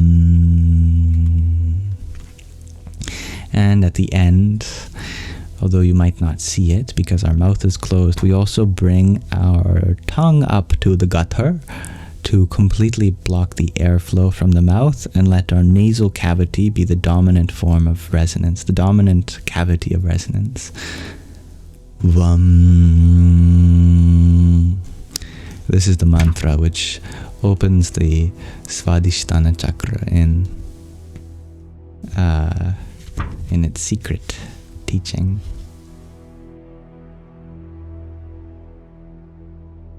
Through concentration on this sound, this mantra, and its inner repetition, we are able to awaken the energy of the chakra and also bring it back into balance when it has become the victim of impetuosity, which is a new adjective for me, or I guess, a noun that represents all things with that adjective applied. Impetuosity. That which is impetuous. That makes sense. All right. Thank you for listening.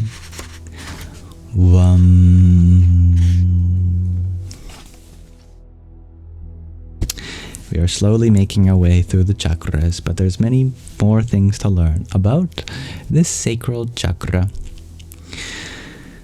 I hope to look into further aspects with this further with you. So I look forward to tomorrow's live stream.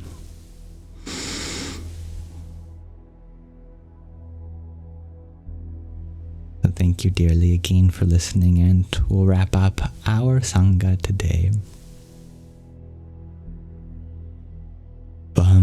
Is which mantra? It's for the sacral chakra. That's the orange one, just above the Muladhara, the root chakra. G to infinity, you share that when I chant that, your headphones vibrate. It's good. Not the only thing that should be vibrating on utterance of this mantra.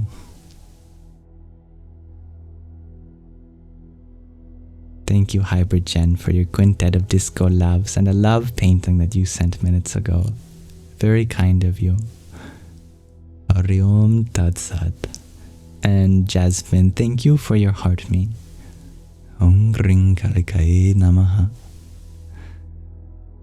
Thank you, Gina. You're so kind. And Anazek, thank you for your rose.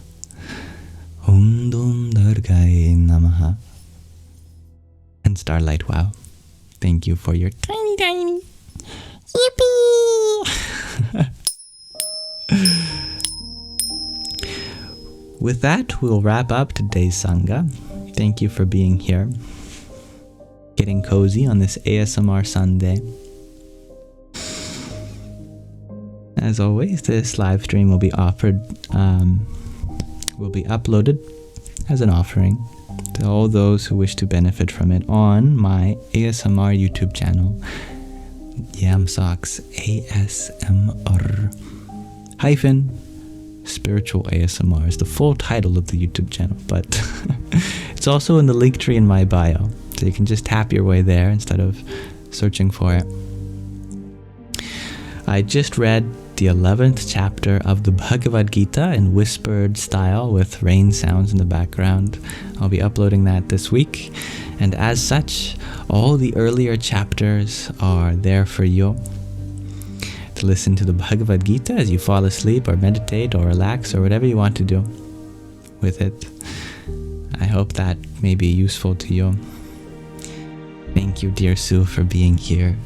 And Don Suela, thank you for adding to the beauty of this Sangha and for sharing your love to us all. Good night, dear feline. Namaste. Take care. Thank you for your reciprocated kindness and wisdom, Vanessa. As we end on G2 Infinity's favorite track today, Magdalene, you're going to count your tiny jumping over the fence tonight. That's so cute. I love that. All right. My friends and family of humanity, may this live stream be an offering to the divinity within you. We'll end with the Gayatri mantra. Om Bhur Bhuvasvaha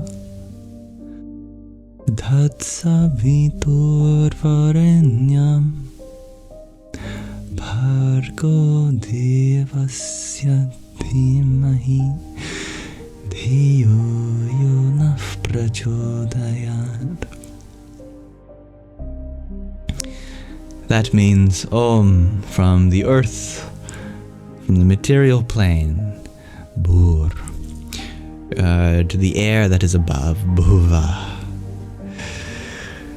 to the celestial sphere, Svaha. Tat Savitur, that sun-like divinity, Varenyam, worthy of worship, Bhargo, dissolver of ignorance, Devasya, feminine divine, Dhimahi, we meditate upon Hiyo Yonav, intellect of ours, Prachodayat, may you enlighten or propel.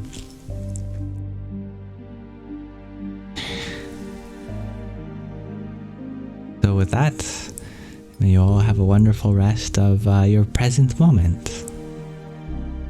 Namaste.